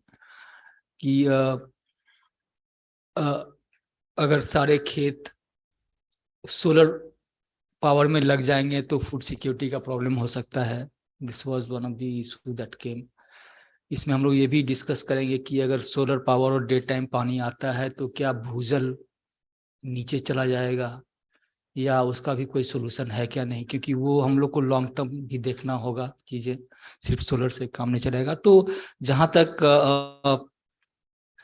सवाल है खेत solar में चला जाएगा और फिर food security problem हो जाएगा. तो there is one solution to that situation, and that is agrovoltaic. And Akash will be presenting on what is agrovoltaic, what are their scope, what are their hurdles, what the pilot was done by Kazri Jodhpur was successful, but it has not yet gone to the grounds. So what are the issues involved with the agrovoltaic? Akash will present. Akash, over to you, please. Thank you, Ujjwalji. So I'll just begin with the presentation now. First, we are coming to monitoring and evaluation. That is also a learning by doing mechanism in which we are trying to assess that, all right, we have created an asset in terms of solar power plant. Is it gonna provide the same amount of energy that is required from it? Or is it gonna lack in that regard? Is it gonna be connected to the grid in a very synchronized manner, or are we gonna face any problems in that? What is the profile of the solar power generation, whether it is working at optimal efficiency around morning or in afternoon, so that irrigation can be synchronized according with that timing. So going ahead with it, we can say that we can create a solar energy data management platform for both A and C component, and for component B as well, that is individual pump solarization, that is transformed from diesel operated pumps to solar operated pumps.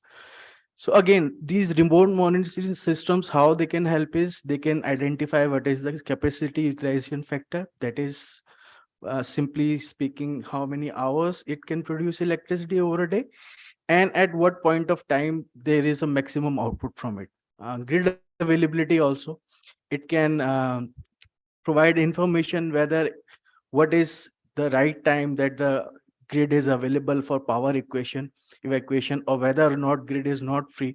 So because we have seen a lot of concerns relating to grid unavailability because of excess power, and sometimes even there's less power circulating in the grid, and the solar power also is not generating. So to match these both components, power generation and grid facility, power evacuation facility, these remote monitoring systems can help us out a lot. Generation profile, as I mentioned, we want to know what is the exact time that our system is generating power, so that we can schedule our irrigation systems.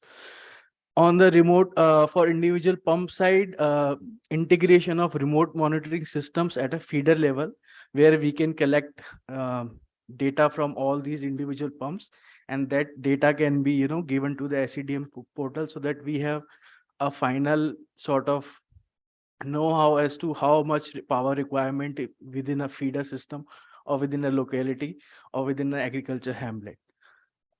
Feeder meter data also, that helps in assessing what is power requirement at the feeder level. That is, feeder level is like providing power to a bunch of rural hamlets, or a particular, let's say 100 and 150 agriculture units. That metering also can be done. Then voltage status in the feeder, so that our power electronics are maintained. There's a surety that the system, the electronics or electrical components will work efficiently for a longer period of time. If there are a lot of fluctuations in between regarding voltage and grid evacuation facilities, the whole system could face technical interruptions, breaking down of circuits, burning of wires. So all these can be eliminated through these monitoring and evaluation schemes. It can also provide information of what should be your pump size. Basically, if we have an estimate of how much power is required in that particular region to extract water from the ground. So these systems can provide future estimates also, in terms of how much size the pump should be, whether it should be a 5 HP pump, 7.5 or 10 HP pumps. So all these information can be required. So basically we can say it's sort of transforming from a regular phone to a smartphone.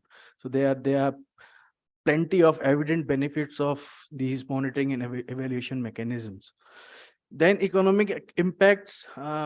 Once we know how much power is going to be generated, we have an idea of how much revenue we can make through this power, even after irrigation is done, or after, in terms of taking the whole three schemes into consideration, even after selling it to the grid.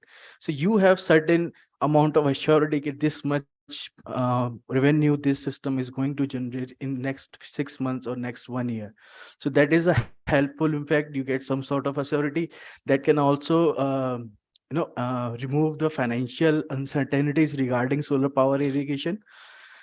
Again, impact on farmers' energy access. Again, it will see a significant improvement in terms of we know what the system is doing, how it is working, what needs to be done in future, and how we are going to go ahead with all this information that we have. Again, information is sort of a new currency that also can be put into perspective in this solar irrigation things.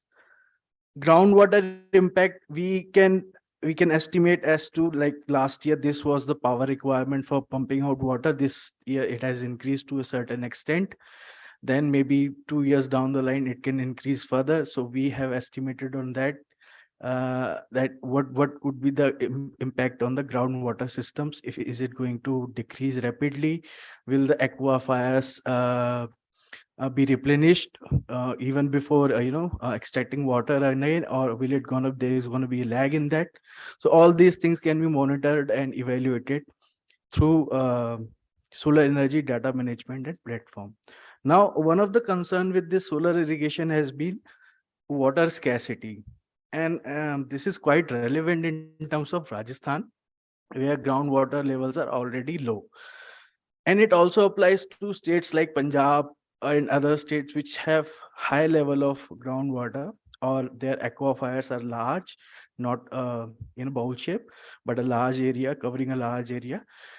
What is happening in these states is, since there is enough groundwater, the extraction rate has become quite high. So there's no control of how much water should be extracted for particular irrigation. Again, since we do not have crops like rice, wheat, so much so in Rajasthan, that could be again denoted to having less of groundwater, and a state like Punjab having lots of groundwater, these crops are finding their place. So again, in both these cases where the groundwater level is low, or even if it is high, the concern of water conservation is still relevant. In component C, feeder level solarization, also there is a provision that once the process is set up, there could be a incentive scheme floated by the ministry to have to promote less consumption of electricity. So with that in mind, next idea is to have some sort of water incentives related to solar irrigation. Now, what are these? I'll just try to explain it with a scheme that was launched in 2018 in Punjab, that is Pani Bachao Paisa Kamao scheme. Again, linkages with KUSUM scheme, it addresses the concerns that comes through solar irrigation, daytime power supply leading to more extraction of water, and so as much as incentive schemes under the feeder level solarization as well. So the scheme was about direct benefit transfer. It was voluntarily, it was not mandatory for every farmer to enroll under the scheme, and based on their previous year's energy consumption, a ceiling value was set up on the amount of water they can extract. That can be measured through electrical units consumed in that extraction of water, and an incentive of 4 rupees per unit was given to these farmers. That was initially planned. So it has worked in some sort of relevant way, but has not been so much successful. But yes, it is a very efficient and well-structured scheme. What they did was, the government initially had demonstration farms, so that the findings from the demonstration farms can be easily conveyed to the farmers, and the enrollment could be on a much higher scale. Again, there was so much of ease of operation in this scheme, in terms of there was no fine for overconsumption of electricity. Only if you consume less, you'll be paid. It was voluntary, not mandatory. And it prompted even some farmers to have meters installed on their units because of this economic perspective to this. Otherwise, farmers were reluctant to have meters installed. This scheme, there were certain cases the farmers were willing to install meters. Okay, right now this is the consumption. Next year the consumption will be lower than this, so I'll get some sort of incentives out of it. So that was the idea behind that. Demonstration farms had it promoted micro irrigation like sprinkler and drip irrigation systems. It also promoted crop diversification that gives time to soil to replenish, to have those minerals and other chemicals required in soil quality to to be restored through this. Flow meters that can assess that the irrigation done till now is now enough, and they can indicate whether we should stop, the pump can be stopped now. So they track the volume of water fed to the farms. Remote operation devices, again, automatically switching off and on pumps and timely. That can be also, that was one benefit of that. And again, as a result of that, increased productivity and returns. So once these things were sort of showcased to farmers, that look, over a period of 6 months, we have had these sort of benefits, not only in terms of money generated through electricity, less electricity consumption, but also through other innovative ideas that can lead to higher yield and better returns. It was the structure of it was very institutionalized in terms of consultations. There were a lot of consultations before implementing these schemes with other government agencies, water departments, irrigation departments, people involved in irrigation activities, researchers. So a whole lot of consultations were done. Only after that, this scheme was launched. There was some political will included as well in terms of setting up executing committees at the field, district and state level. So the intent was right, the political will was right, so that this scheme has come out to be a sort of a beneficial for farmers, as well as a way to reduce water consumption in the state of Punjab through direct benefit incentives. So similar sort of incentives can be introduced in Rajasthan, taking into account the geography, the economic situation of the farmers, because farmers in Punjab are some considered to be rich or having a large land holdings, whereas in Rajasthan, marginal farmers are more. So in these regards, this scheme can be implemented also. Now, moving on to innovative irrigation technologies. That is again one way, apart from introducing monetary beneficial schemes, that we adopt certain technologies that can help us out in consuming less water, meanwhile maintaining the crop productivity. So drip and sprinkler irrigation, as I said, we have a drip system, a pipe system that that runs around the ground, and surface irrigation that uses the gravity for the flow of water. Center pivot irrigation, then we have rotating sprinklers. Sub irrigation, that is only the root of the plant or the crop is watered, rest of the water is recollected through seepage system. So all these technologies can be involved. Rainwater harvesting again is a very significant phenomena, although it hasn't picked up yet in much of the state in Rajasthan. But if you go in certain parts of South India, you'll see rainwater harvesting has quite been effective in not only for the use of residential purposes, but also for irrigation as well. Decreased labor, so you don't have to do manual irrigation of the farms, or carrying out water loaded buckets and providing water to the farms. Reduced conveyance loss, that is channels that we create for providing water to these farms. The conveyance loss is that if certain amount of water is released from one point, by the time it reaches 200 meters down the farm, the certain percentage of water is lost, or the soil has absorbed this water, the channels जो नालियां बनी होती हैं उसमें जो side में water जो loss होता है वो reduce हो जाता है आपका.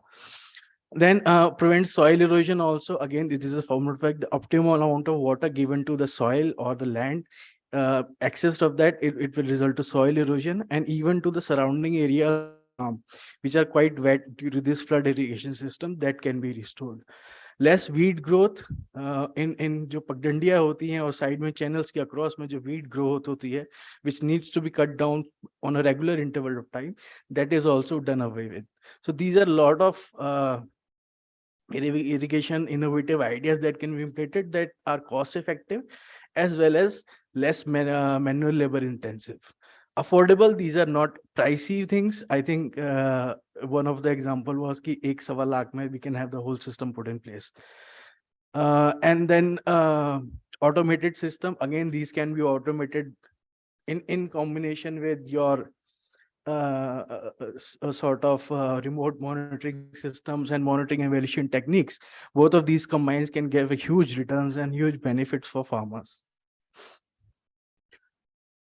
Now coming on to agrivoltaics, which is sort of a very new concept in terms of awareness, practicability, or in terms of implementation. However, these plants have been experimented with quite from, let's say, at least a decade back. Some of the pilot projects were implemented in India. Now, sorry. What is agrivoltaics is there were some concerns regarding the power plant will shift it to agriculture activity, will shift it to power generation because it is more economic. Now here agrivoltaics provide a solution that both these activities are done on a same amount or on a same field, whether in your agriculture activities, whether it is horticulture activities or staple crop activities are going on simultaneously. Solar power plant can be set up within the same premise. And how is that happens is either you install panels on a height and stilts, some 6 to 8 meters high, and install over there, or you farm in and between the panels, or like there are rows assigned for labor work or cutting or weeding work. So these farming activities can be done in between those rows and also beneath the panel. So if your panel is high enough, you can have some sort of grass or herb farming underneath these panels. So these are the basically ideas on agrivoltaics. However, it is quite flexible and it can be extended to poly farming, setting up solar power panels on cattle sheds or agriculture barns, even fisheries that we have. These systems can be installed over there. So all these encompass into this agrivoltaics mechanism. Now, speaking on the business models, either it could be a sole proprietorship that, okay, I am the owner, I want to install a solar power plant in this much area, and also I want to go for agriculture farming. We have seen some examples that these have been totally on initiative basis, that the developer wants to do both these things together and he's a sole owner. Then next could be farming at the existing solar plant or vice versa, right? That we already have a plant installed. Maybe we can invite some of the farmers to do certain agriculture activities there. Or if it is a farm, and maybe they can invite some solar power developers to install panels over there. So there was one project in GIPCL. They had some barren lands. They installed power plant there, solar power plant, and they left the space of 3 to 4 meter rows between these power plants. And then they invite the laborers from the farm to make that barren land into a productive land or with some sort of herb plantation, crop plantation, which was a success. So it is workable plan. Now, what are the benefits? So land use efficiency. So you have 1 acre of land for farming, and then you have 1 acre of land for solar power plant. Now, if you combine both these activities within that 1 acre, your land use efficiency significantly increases. In one of the case studies, it has gone up to 180%. So what you were doing with these two within the same region, the efficiency has gone up to 180%. So these are benefits. It is favorable to arid, semi-arid, and urbanized area where water scarcity is low. Why semi-arid and arid? We are saying that these plants also provide some sort of microclimatic conditions which are favorable to crops. Like my personal experience was of Kazri, wherein I observed that plants exposed to sunlight for a long period of time were losing their, richness, whereas plants which had some sort of shading in beneath the panels or under the panels, they were quite healthy. In terms of productivity also it helps. So again, favorable to these area and urbanized area, as in within urbanized area, the land is a big concern. Where is the land to do farming, or in the adjacent area of Jaipur only, where is the land to install solar power plant? And if there is availability, the cost is so high. So these concerns can be addressed with the implementation of agrivoltaics. Additional revenue generation, that is a given fact that if you already have agriculture in progress, then solar power plant can certainly add to your revenue generation by providing it to grid after auxiliary consumption. So not only it is reducing your electricity consumption, that is negating your bills, but also giving you a chance to earn extra money. Again, employment generation. So per megawatt, close to 25 jobs are associated. That is the ministry study. So if these plants are installed within, let's say, farmer intensive localities, it can provide opportunities to these people living in those rural area which are totally dependent on agriculture and do not find it financially viable anymore. So instead of going out to cities and finding menial jobs or irregular or gig jobs, they can have their own entrepreneurship over there and maybe set up fabrication workshop or solar power supplier or even service and operation maintenance. So all these associate jobs can be grown through this agrivoltaics model. There have been around 15-16 pilots in India. All of them have been successful and all are based on different models. Some are on heightened stills, some are operating on in-between farming, in between the panel farming. So yes, this is a very novel but successful option for addressing our climate change as well. Because when we say what are the concerns related to climate change, we can say our population is increasing rapidly. We need more people to feed every year, so that requires more area for doing agriculture activities. On the same side, we need more renewable energy. We need to do away with coal and fossil fuels. So for implementing renewable energy projects also, we require more land. So in both phase, land is a big concern, and that agrivoltaics take care of that concern of land. Now coming to challenges of agrivoltaics, the market is unregulated. There's no regulation or policy regards to agrivoltaics anywhere in India as of now. So it could be some years that these policy and regulation comes, because there are challenges. Again, as I said, a person doing farming and once the findings are clear that it is more economic viable to have electricity generation instead of farming, the obvious choice would be to shift to electricity generation. So the regulation must clearly define if the particular farm or particular area is going to go for agrivoltaics, then we must ensure that at least this amount of crop productivity must come from this portion of land, along with the solar power generation capacities. So there needs to be a balance in both. So that is one challenge.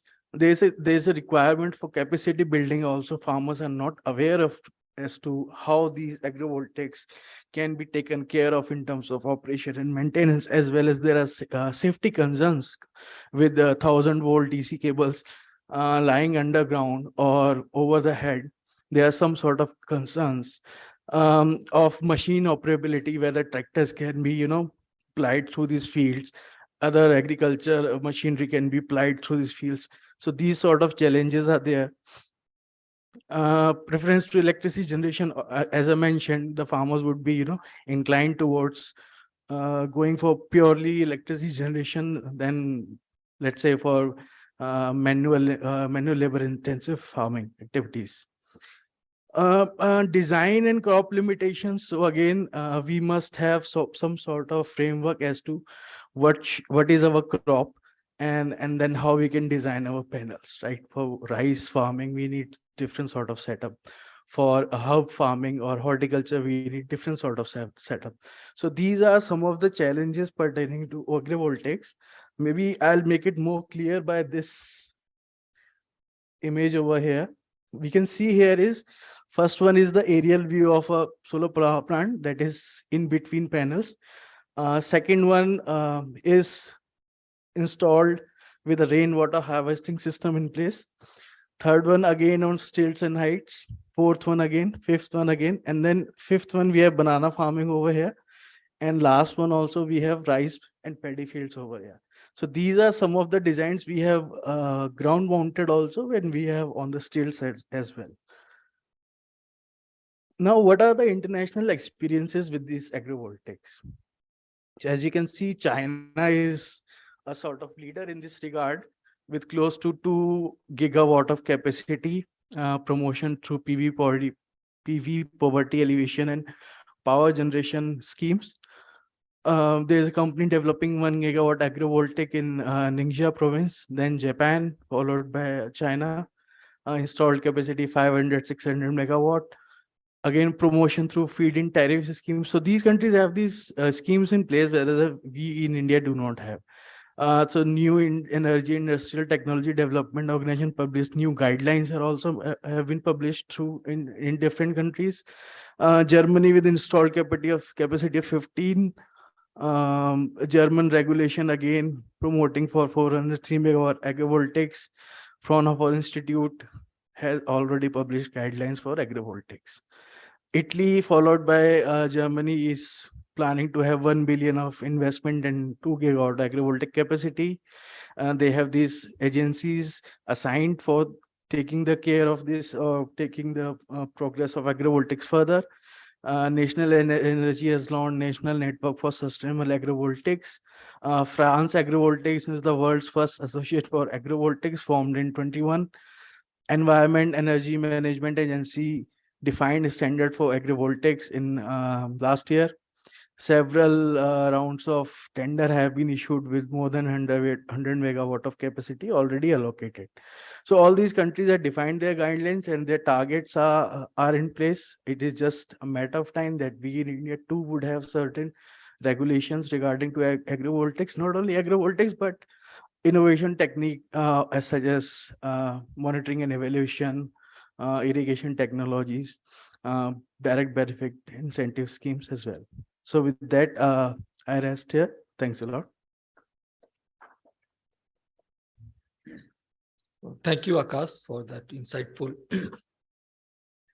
Unfortunately, VN Bhavesh had to leave, and he promised that someone from Atal Bhujal Yojana will come, but he has not turned up yet. So we have panelist Sri O.P. Parikh Sahab. Parikh Sahab works at the grassroots level with farmers. So हम उनसे किसानों की प्रदृष्टि जानना चाहेंगे कि सारे संदर्भ में किसान कैसे सोचते हैं, क्या कर सकते हैं उस लेवल पे। पारिक साहब। नमस्कार। अभी जो आप पूर्व वक्ताओं से बहुत कुछ इस सोलर के बारे में आप सब लोगों ने जाना है, तो मेरे भी विचार चल रहे थे, क्योंकि मैं कहीं न कहीं फार्मर से धरातल और ग्रास रूट पर काम करने वाला व्यक्ति हूं, और इस सदन में वो लोग नहीं हैं, किसान भाई नहीं हैं। खैर कोई नहीं है, क्योंकि वो शायद आपकी भाषाओं को कम ही समझते हैं। लेकिन ठीक किया आपने मेरे को इस मंच पे साझा किया, और ये आपकी आवाज बहुत सारे किसानों के बीच में चली जाएगी। मैं धन्यवाद देना चाहूँगा कि जिन्होंने मेरे को यहाँ पर इस मंच के लिए शेयर किया है, कट्स इंटरनेशनल को। और ग्रास रूट की जब बात करते हैं, किसान के धरातल की बात करते हैं, तो ये पक्का है कि जो हमारी PM कुसुम योजना है, और किसान के अभी वहाँ भी किसी ने ये प्रश्न भी किया था कि भाई 1 HP 2 HP के सोलर क्यों नहीं लग रहे हैं, तो ये समझ लीजिए कि इसमें 3 HP 5 7.5 HP का ही अभी इन लोगों ने इंस्टॉलमेंट किया है किसानों के यहाँ पर। हो सकता है वो 15 HP की भी हमारे पूर्व वक्ता बता रहे थे। खैर कोई नहीं, अब ये सरकार स्तर का काम है कि वो किस लेवल तक इसको ले जाएंगे। लेकिन ये पक्का है कि 90% जो हमने एनालिसिस किया किसान स्तर पर, इसके परिणाम बहुत सार्थक हमको मिले हैं। सिर्फ एक जगह जाकर के थोड़ा ऐसा लगा कि अब इस धरातल में वाटर लेवल है वो कहीं न कहीं नीचे चला जा रहा है। उस जगह जाकर के ये सोलर थोड़ा कम काम कर पाता है। तो इस पे भी कहीं न कहीं हमारे वैज्ञानिक सोच रहे होंगे, वो भी उनका भी रिसर्च चल रहा होगा और ये भी हमारे सामने आ जाएगा। लेकिन आज की जो परिदृश्य हम देखते हैं, किसान के लिए एक वरदान का काम ये कर रहा है। उसका कहीं न कहीं बहुत सारे ऐसे लाभ हैं जो हर माह वो अपना बिजली का कहीं न कहीं बिल चुकाता है, वो देना नहीं पड़ता है। और 5 साल तक गवर्नमेंट की ऐसी पॉलिसी है कि जो भी वहाँ सोलर पंप उसके खेत पे लगाएगा वो उसी की जिम्मेदारी है, उसको कुछ नहीं करना है, ऑटोमेटिक पूरा सिस्टम है।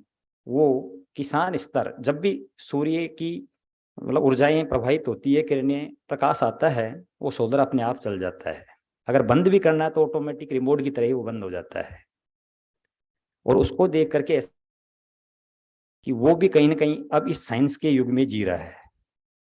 और अच्छा भी लगता है कि उसके यहाँ पर पूरी जो एक औद्योगिक क्षेत्र में हम देखने को मिलती है, वो सब चीजें किसान स्तर पर उसके ही वहाँ एक छोटा पावर ग्रिड लग गया। आप यूं मानिए अगर 3 kV का भी लगता है, 3, 5 और 7.5 kV का इन्होंने अभी जनरेट किया है। 3 kV का मतलब ये है कि उसका ट्रांसफार्मर वहां अपने फार्म पर रख दिया, छोटी प्लेटें लगा दी, पूरा सिस्टम बना दिया, तो किसान एक अपने आप में ऊर्जावान हो जाता है। उसको विद्युत के लिए देखना नहीं पड़ता है कि कब वो बिजली आ रही है और जा रही है, वो किसी की बंदिश में नहीं है। और अभी हमारे ये दिखा रहे थे आकाश जी कि उसके नीचे कहीं प्लेटें लगती तो वहाँ भी छोटी छोटी सब्जियों वो अपने यहाँ पर उत्पादित करता है और उसका वेस्टेज पॉइंट नहीं देखने को मेरे को मिला। अगर इलेक्ट्रिक की हम बात करते हैं तो बहुत सारे लोगों के बारे में मैं सुनता रहता था, आज किसान कहीं न कहीं उसकी डेथ हो गई, वो करंट मार गया, आज उसको सरकार स्तर पे भी कई मुद्दे उठते थे और कहीं न कहीं उसको राहत दी जाती थी। अब इसमें कहीं भी ऐसा मेरे को विगत 2012 से मैं इस कार्यक्रम को देख रहा हूं और बहुत सारे किसानों के बीच में जा करके हमने ये लगवाया है, तो वहां पर एक भी कैजुअलिटी की हमारे सामने नहीं आई, क्योंकि वो डीसी पॉइंट होता है, उसमें करंट का भी कोई इशू नहीं आता है। जहां तक करंट के बिना तो खैर विद्युत वो चलेगी भी नहीं, लेकिन एक जनरली करंट नहीं आता है। प्लेट के टच करेगा किसान या किसी उसके नीचे जो सिस्टम बना हुआ है ऑटोमेटिक चल रहा है, तो वहां कहीं कोई करंट का इशू भी नहीं आता है।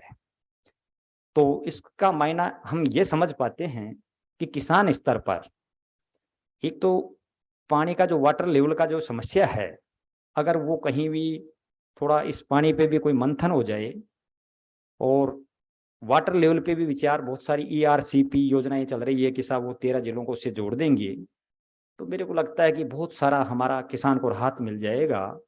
और जैसे अभी ये किसान के लिए 40 पे जो रिसर्च चला है कि पावर ग्रिड लगाया है, उनमें भी मेरे बहुत सारे रिलेटिव भी हैं और जानकार भी हैं। उनके रिजल्ट भी हमको अच्छे देखने को मिल रहे हैं। एक दत्तवास में ही जो अभी बात चल रही थी, वो मेरा ही ब्याई है, डॉक्टर शक्ति सिंह पारिक है, और आप ताज्जुब करोगे वो विद्युत निगम में यहाँ डॉक्टर है भवन में। उनके यहाँ पर वो ग्रिड जब लगी तो बहुत सारे लोग उनके पीछे भग रहे हैं, और हर किसान ये चाहता है कि मेरे भी ये फार्म पे लग जाए, क्योंकि इससे कहीं ना कहीं घर बैठे ही वो इनकम का स्रोत तो बढ़ता ही है, और बहुत सारे लोगों को रोजगार भी कहीं ना कहीं देखने को मिलता है। आप ताज्जुब करोगे कि किसान स्तर पर जब पहली बार 2012 में राजस्थान में 3 HP का पंप मेरे फार्म पे लगा, किसानों ने पहले मना कर दिया था कि भाई हम ये चीज नहीं लगाएंगे। पता नहीं, जैसे अभी ये साहब कह रहे थे बहुत सारी जमीन हमारी चली जाएगी, हो सकता है, संभावित आगे का भविष्य किसने निर्धारित किया है, हो सकता है इसका कोई आउटपुट आगे जाकर के देखने को ऐसा मिले, जैसे वो केमिकल वाली खेती वाली बात, कि 40 साल के बाद हमारी ये समझ में आई कि बहुत सारे डिजीज हमारे बीच में आ गए, और अब ऑर्गेनिक फार्मिंग की तरफ हम बढ़ रहे हैं, हमारा किसान बढ़ रहा है, कंज्यूमर बढ़ रहा है, उपभोक्ता भी अब आ रहे हैं एक मंच पर, और उसमें भी ये लोग ही बहुत अच्छी भूमिका अदा कर रहे हैं। कट्स इंटरनेशनल का बहुत अच्छा योगदान है, 12 जिलों में इनका प्रोजेक्ट प्रो स्कोप परियोजना चल रही है, उसमें भी कहीं ना कहीं हमारी भागीदारी है। और जब ये देखने को मिलता है तो ये समझ में आता है, लेकिन इस विगत 10 साल से मेरे ये समझ में नहीं आई कि सोलर से कोई नुकसान देखने को नहीं मिला। सोलर जो पंप लग रहे हैं किसानों के यहाँ पर, सिर्फ अब वाटर लेवल नीचे चला गया, उसमें सोलर का कोई दोष नहीं है, वो अपने आप ही, वो तो प्रकृति का एक अनूठा संगम है, वो तो उसको संजो के रखना ही पड़ेगा, तभी जाकर के बात बनेगी। बाकी इस सोलर से कोई ऐसा इंपैक्ट देखने को इस विगत 10 ईयर देखने को नहीं मिला है, और हो सकता है संभावित आने वाले समय में कोई ऐसी अति तो सबकी ही ठीक नहीं है। जैसे मान लो बहुत सारे किसान अपने फार्म पर जब ये बड़ी बड़ी ग्रेडों का कहीं भी एस्टेब्लिश करेंगे या लगाएंगे, स्थापित करवाएंगे, हो सकता है आगे जाकर के कोई ऐसा हमको देखने को मिले, वो मैं नहीं कह सकता हूँ। लेकिन फिर भी अगर इसको, जैसे आप, ये भी अभी मंथन चल रहा था कि भाई बड़े बड़े उद्योगपति अगर इसको लगा रहे हैं, तो हम तो यही आप लोगों से सजेस्ट करना चाहेंगे कि क्यों नहीं, किसान भी आज बहुत सारे, कहीं ना कहीं उनकी भी कंडीशन ठीक है, और ऐसे किसानों को चिन्हित कर लिया जाए। जरूरी नहीं है कि वो फाइनेंस के बेतौर जैसे कोई बैंक के सहयोग से ही काम करेंगे। अगर आपके कहीं भी कोई बात ऐसी बनती है तो मैं आपको लिस्ट प्रोवाइड करा दूंगा। मेरे पास बहुत सारे ऐसे किसान हैं जिनको इन बैंकों की भी जरूरत नहीं है, और वो डायरेक्ट जो भी आपका 60% तो आप बता रहे हैं सब्सिडी, और 40% का जहां इशू आता है वो डायरेक्ट जमा कराने को तैयार है। तो वो भी अगर ऐसी कोई बात बनेगी तो उसके लिए भी हम तैयार हैं, और कोशिश करते हैं कि लगभग 13 जिलों में पूरे जो प्रोग्रेसिव फार्मर्स हैं, आप यूं समझिए कि पूर्वी राजस्थान के लगभग किसान मेरे को निजी तौर पर सब लोग पहचानते हैं और जानते हैं। अगर ऐसी कोई बात बनती है तो हम इस काम के लिए आपके लिए प्रतिबद्ध हैं, तैयार हैं, और इसको ज्यादा से ज्यादा अच्छा कराने के लिए, क्योंकि मेरा जो सोच है वो ये है कि राजस्थान में तो सूर्य के प्रकाश की कमी नहीं हो सकती है, यहाँ तो पूरा डिजर्ट एरिया है, और इसमें जब किसान की इनकम का अगर हम देखते हैं कहीं, तो चलो सोलर से ही कहीं उनकी इनकम बढ़े, कहीं तो किसान को कहीं तो देखना ही पड़ेगा।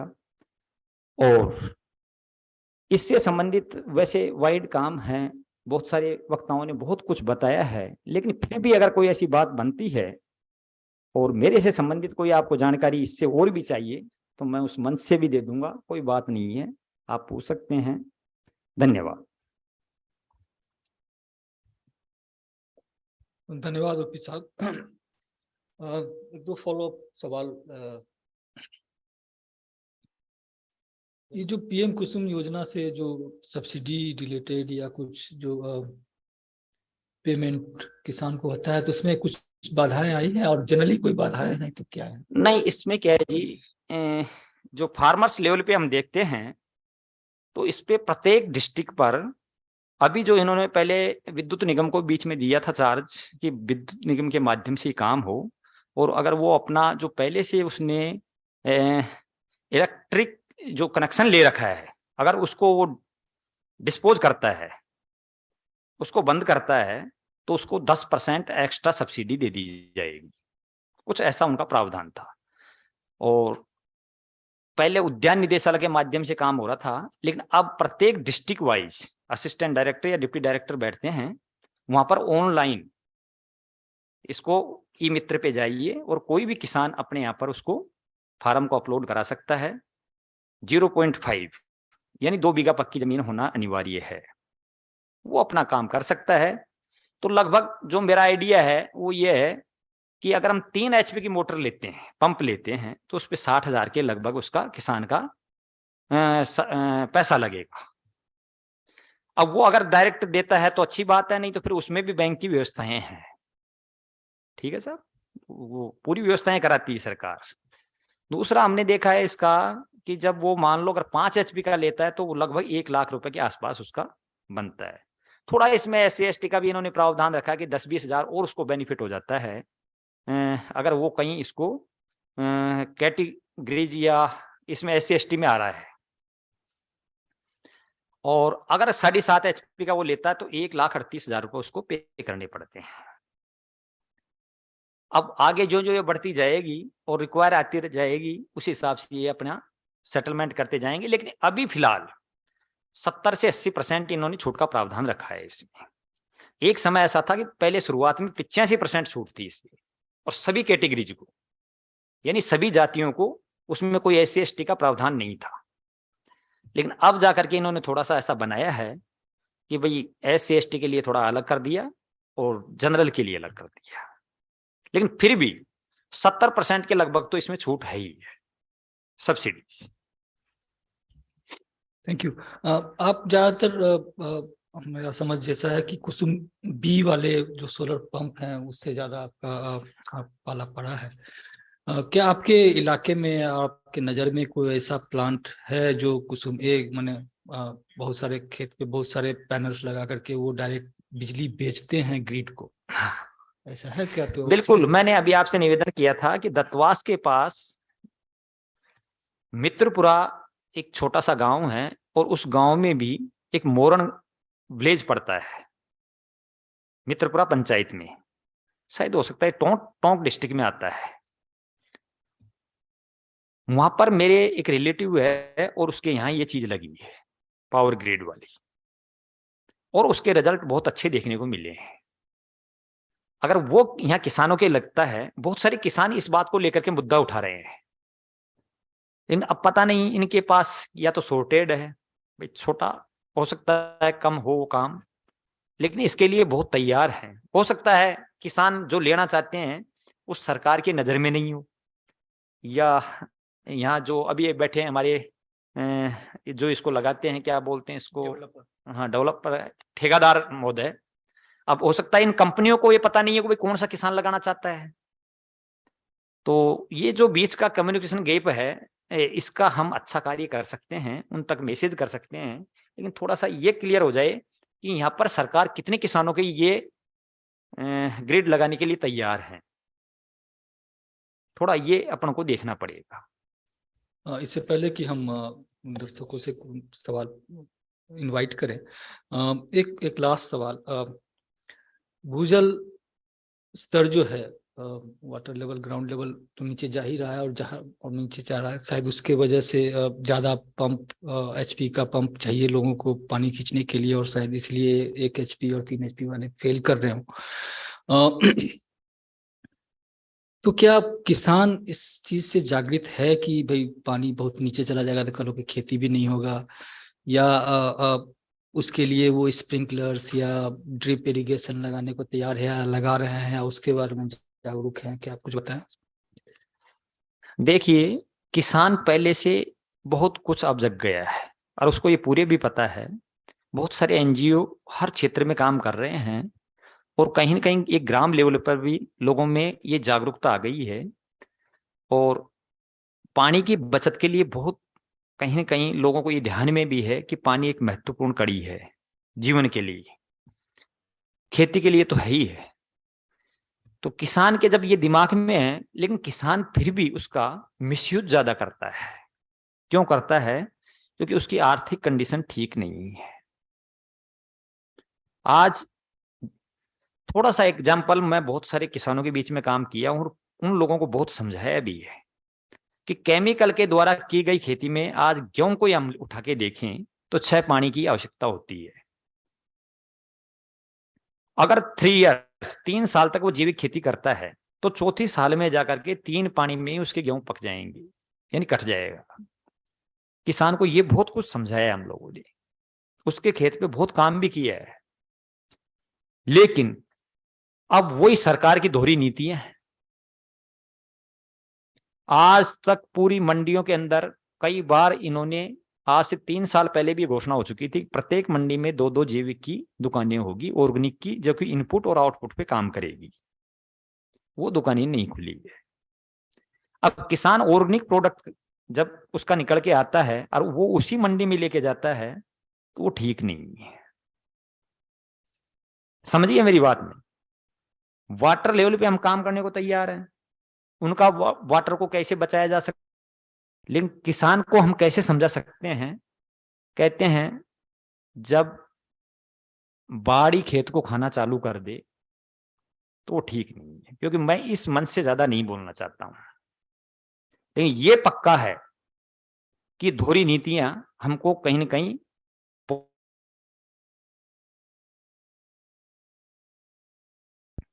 अगर जैविक उत्पाद किसान करता है ईमानदारी पूर्वक और उसका कहीं मार्केटिंग होता है तो कोई दिक्कत नहीं है। ये मैं गारंटी और दावे के साथ कह सकता हूं, इसका आधा पानी हम बचा सकते हैं। थोड़ा सोचिए, 6 पानी की फसल अगर 3 पानी में तैयार होती है, देश का पानी आधा बच गया या नहीं बच गया ये तो आप भी जानते हैं। तो फिर पानी की कमी आ ही नहीं सकती है। लेकिन इस पे किसका मंथन है? सबको अपनी अपनी पड़ी है, चाहे वो पॉलिटिक्स में बैठा हुआ है, चाहे वो अधिकारी लेवल पे है, या फिर वो किसान लेवल पे है। क्योंकि जब ऊपर के लोग नहीं समझ रहे हैं तो किसान क्यों समझेगा? उसको भी पैसा तो चाहिए। अब ये एनजीओ वाले हैं जो खूब प्रचार प्रसार भी करते हैं, अपनी मेहनत भी करते हैं, लेकिन अब वो सुने तो सुने, नहीं तो नहीं सुने। बाकी ये तो पक्का है, सोलर में पहले शुरुआत में इन्होंने बैटरी का एक सिस्टम दिया कि दिन में नहीं रात में भी वो चलेगी। लेकिन ये सौभाग्य की बात है, फिर सरकार के कहीं ना कहीं ये चीज समझ में आई और उस बैटरी का सिस्टम हटा दिया। जब सूर्य आएगा, प्रकाश आएगा, तभी वो पंप चलेगा, और जो ही वो सूर्य चला जाएगा पंप बंद हो जाएगा। तो रात्रि में वो बंद रहती थी, तो आधा पानी तो वैसे भी उसमें कवर हो गया। समझ रहे हैं आप लोग? ऐसी बहुत सारी हमारी जो कार्य करने की शैली है, उस पर अगर मंथन हो जाए तो हो सकता है बहुत कुछ सुधार हो जाए। सही कहा आपने। बहुत सही, पिछले सेशन में भी आया कि किसान के उत्पादों का दाम अगर अच्छा मिले मार्केट, और खास करके अगर ऑर्गेनिक है प्रोडक्ट, एंड एक सेपरेट चैनल ऑर्गेनिक का मार्केटिंग में नहीं है, सेम भाव में बिकता हो किसान के लेवल पे, तो वो इंसेंटिव नहीं रहता है कि वो ऑर्गेनिक करे या इनऑर्गेनिक करे, उनको वो इंसेंटिव नहीं रहता। इंसेंटिव इन द सेंस की, और ये कनेक्टेड है सारा चीज। ऑडियंसेस से कुछ सवाल हो तो we can take, and also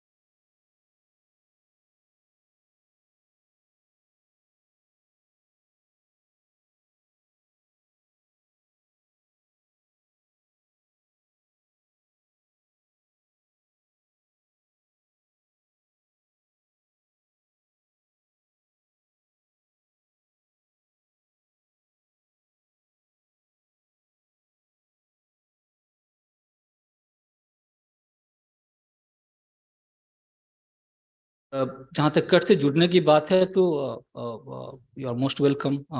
any time आप हम बात कर सकते हैं, कैसे जुड़ना चाहें, किस तरह से जुड़ना चाहें। और हम लोग का सिर्फ एनर्जी पे नहीं काम है, इकोनॉमिक पॉलिसीज, एग्रीकल्चर, मार्केटिंग, सब चीज पे काम है हम लोग का।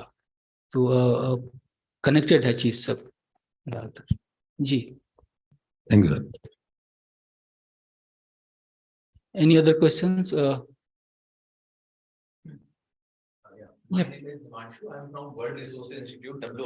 प्लीज। तो मेरा क्वेश्चन श्री पारिक जी से।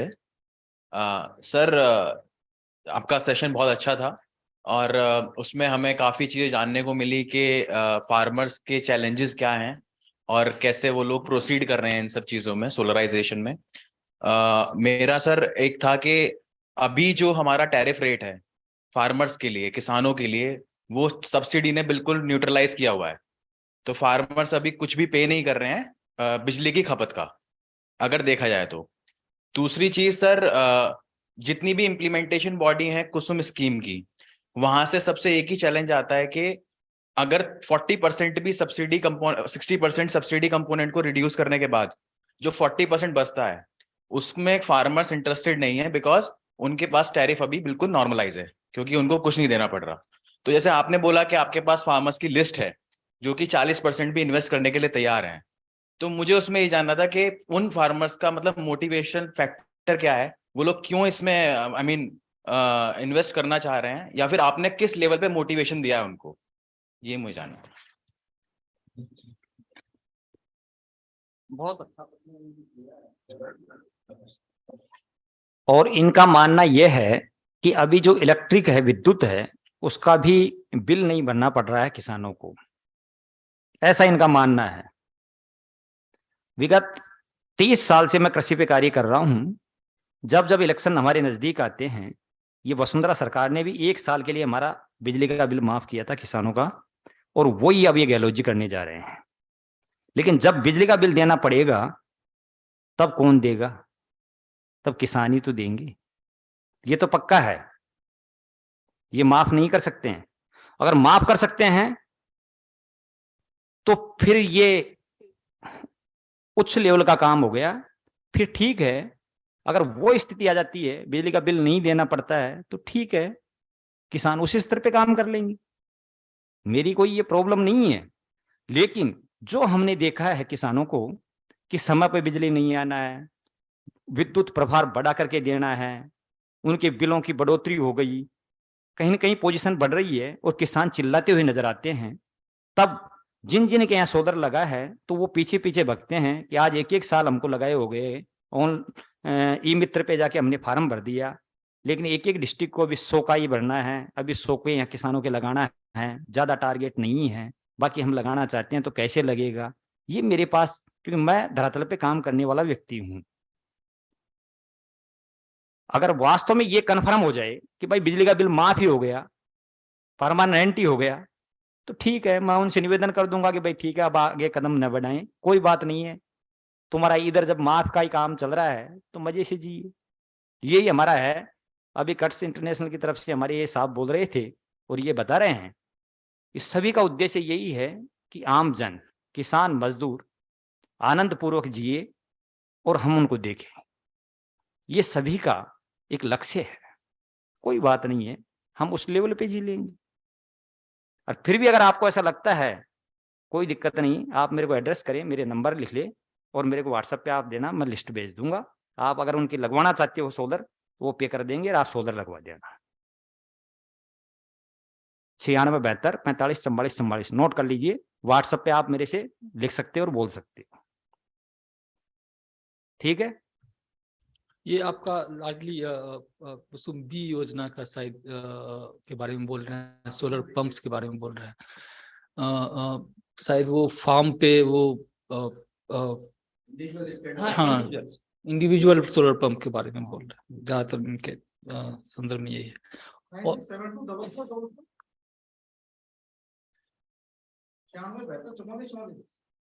72 45 44 44।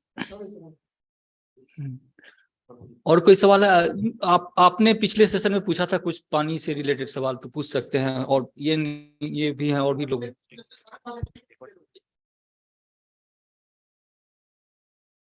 पहले 3 HP, फिर 5 HP, अब 7.5 पे पहुंचे हैं, तो वहां भी फेल ही हो रहा है तकरीबन। जैसे जैसे हाइट पे जाते हैं फेल हो जाता है। 15 HP पे जाके थोड़ा कंट्रोल होगा, वो 4-5 साल चलेगा, क्योंकि वो ज्यादा गहराई से लेगा तो 4-5, इससे ज्यादा उसकी लाइफ नहीं है। और जो सोलर पैनल लगवाना चाहते हैं, तो जिनके घरों में कनेक्शन नहीं है, कुएं खुदे हुए हैं लेकिन कनेक्शन नहीं है, क्योंकि RICB का भी जो लोड आता है मेजरमेंट, वो बहुत ज्यादा हैवी आता है कि 1 लाख का डिमांड नोट आ गया, 1.5 लाख आ गया, वो आदमी कनेक्शन नहीं लगवा पाता फिर, क्योंकि जमीन उसके पास कम है, 2 बीघा 3 बीघा 4 बीघा, उसमें वो कनेक्शन नहीं लेगा फिर। तो डिमांड नोट इतना हैवी होता है कि उसका बिजली का बिल से फर्क नहीं पड़ता, डिमांड नोट से फर्क पड़ता है। और वो पड़ोसी से लेता है, तो पहले रिश्ते अच्छे थे, तो 100 रुपए घंटे में मिल जाती थी बिजलियां, 200 तक मैंने देखा है, लेकिन अब 600 हो गया। तो टैंकर वाली बात होगी, जैसे शहरों में टैंकरों से सिंचाई कर रहे हैं, तो वो स्थिति है। तो वो खेत तो बंजर ही होंगे। एक बाजरे की फसल लेगा, बाकी पानी की चाई फसल कोई लेंगे नहीं। और गिरदावर में वो एंट्री है कि चाई फसल हो रही है इसके अंदर, वो गिरदावर में एंट्री हो चुकी है कि साहब इसके अंदर ये बंजर नहीं है। अब वो किसान फंस गया, और वो पड़ोसी को देख के आता है, उसको मिलता कुछ भी नहीं है। तो वो भी अगर प्लांट लगा के फ्री रहना चाहता है, क्योंकि वो उसको संभालने वाले बहुत है, या खुद ही किसी को लगा दे, तो ऐसा क्या पॉसिबल है? डेवलपर साहब हैं, तो अगर वो का जो सब स्टेशन है और उसके 5 किलोमीटर की पेरापेरी में उसकी लैंड आती है, तो जैसा भी NK गुप्ता सर बता के गए हैं, उनका सेकंड फेज आने वाला है 2 महीने बाद में, तो उस समय RRECL की वेबसाइट के ऊपर अप्लाई करे, तो उसके यहाँ अगर कोई डेवलपर या तो खुद के पैसे से इन्वेस्ट करके लगाए, या डेवलपर कोई उसके यहाँ आ जाएगा, तो लग सकता है। माथुर मैडम थी, वो ज्यादा सुटेबल होगा, क्योंकि वो डिस्कॉम के थ्रू आएगा। मेरे हिसाब से कुसुम कंपोनेंट C में आएगा, अगर डेवलपर वहां पे लगाते हैं। NK गुप्ता जी से भी लगा सकते हैं, तो दोनों ऑप्शन है आपके पास। ये और कोई सवाल? Any questions from you? अच्छा, मेरा सवाल है ये कि आपने सुना एग्रोवोल्टेइक का सिस्टम, तो पिछले सेशन में आपने शायद ये भी सुना होगा कि माथुर मैडम बोल रही थी कि इतना सारा लैंड बैंक में इतना सारा एप्लीकेशन आ गया है। अब सरकार में ये भी चर्चा चल रही है कि फूड सिक्योरिटी का क्या होगा, सब अगर प्लांट लगा लेंगे तो। अगर इस तरह से चलते रहा और इस स्थिति से चलते रहा, क्योंकि एग्रीकल्चर मार्केटिंग से उत्पाद से बहुत ज्यादा कमाई नहीं हो रहा है, जितना कमाई उनको लैंड लीज करके या खुद प्लांट लगा करके हो रहा है। तो उसका एक सोल्यूशन बताया इन्होंने, एग्रोवोल्टेइक की खेती भी होगा और सोलर उत्पादन भी होगा। तो इसमें अगर किसान को हमको प्रेरित करना है, क्योंकि ये विन विन सिचुएशन है, तो इसके लिए क्या क्या कर सकते हैं कि किसान एग्री हो जाए कि हाँ, अगर प्लांट लगवाएं तो एग्रोवोल्टेइक वाला लगवाएं, ताकि खेती भी कर पाए और पावर जनरेशन भी हो। बिल्कुल सही कह रहे हैं आप कि अगर मान लो किसान जागरूक है, या वो बिजनेस माइंडेड व्यक्ति है किसान, तो वो सफल हो सकता है। कोई बात नहीं है, वो सब समझ जाता है, और कंपनी लगाने वाले भी इस बात को जानते हैं, इस तकनीकी से लगाते हैं कि उसका प्रकाश हमेशा उसी दिशा में लगाया जाएगा कि फसल को भी प्रकाश मिले और प्लेट को भी, मतलब जहां से विद्युत निकलेगी जो प्लेटें हैं उसको भी प्रकाश मिले। वो सब मैंने देख रखा है, अगर वो चाहते हैं किसान तो हो जाएगा। लेकिन किसान अब ये भी पक्का है, जहां पर पानी है तो वहां बहुत सारे वृक्ष नजर आते हैं। देखा होगा आप लोगों ने, जहां पानी की व्यवस्थाएं हैं या सिंचाई वाली व्यवस्थाएं हैं, या जिसको अपन कहेंगे कि अच्छी उपजाऊ जहां जमीन है, वहां पर ज्यादा घने वृक्ष मिलेंगे आपको। और जहां वो घने वृक्ष है, वहां हम अगर ये प्लेटें लगाते हैं या सोलर लगाते हैं या ग्रिड लगाते हैं, तो वो वृक्ष कटना निश्चित है, क्योंकि ये संभव नहीं है।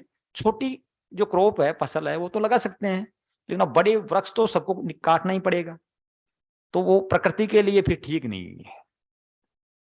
तो किसानों को ये भी अपन को समझाना है कि इतनी जल्दीबाजी भी नहीं करे, और जहां वास्तव में पड़ी हुई भूमि है, जो मृदा ऐसी है जो काम नहीं आ रही है, रेगिस्तान है, उसमें उपजाऊपन नहीं है, या वहां पर किसी प्रकार की कोई फसल नहीं हो रही है, ठीक है, अगर उस स्तर तक लग रही है जब तो ठीक है।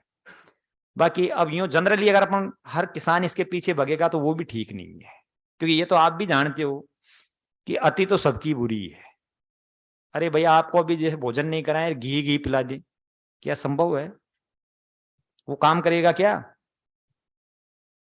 पानी पीना पड़ेगा, भोजन भी करना पड़ेगा, चाय भी आपको लेनी पड़ेगी, घी की जगह घी काम आएगा। उसी प्रकार किसान का मतलब यह है कि उसका पूरा दिमाग इसमें न चला जाए, नहीं तो फिर उसका कहीं ना कहीं घातक परिणाम भी हमको देखने को मिलेंगे। Thank you. इसी पे समाप्त कर सकते हैं। Would like to invite GIZ to present some vote of thanks. और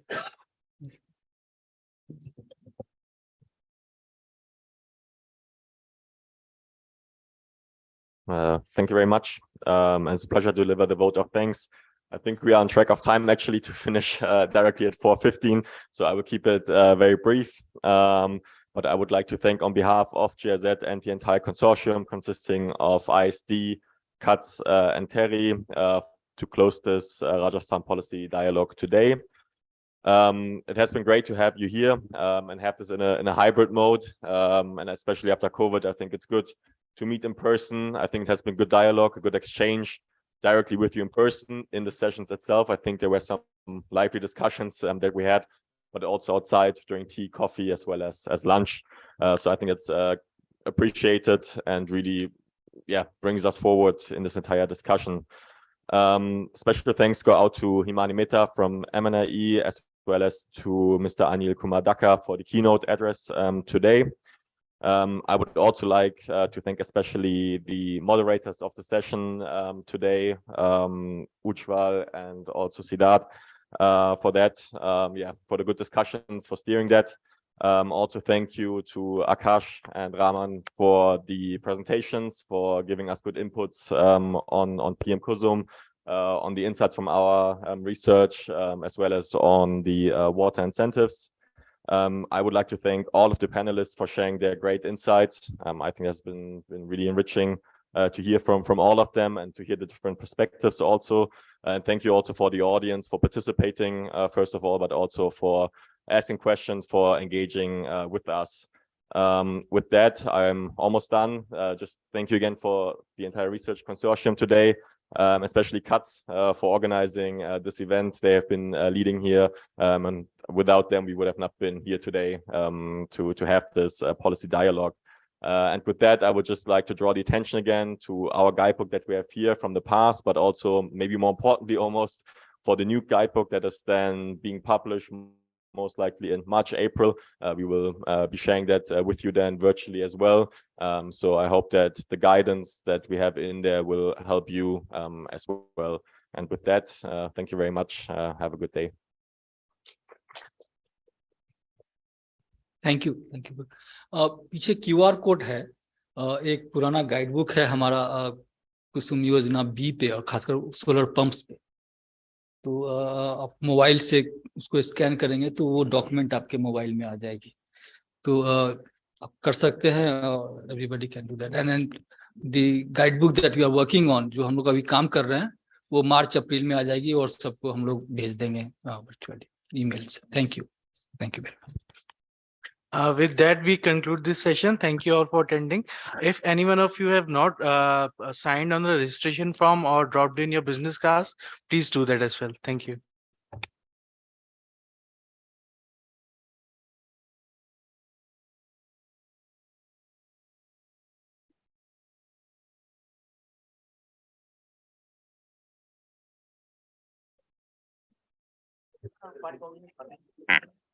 Also, we have tea, coffee arrangements over here. If you want to have a cup of tea or coffee, you can have that as well.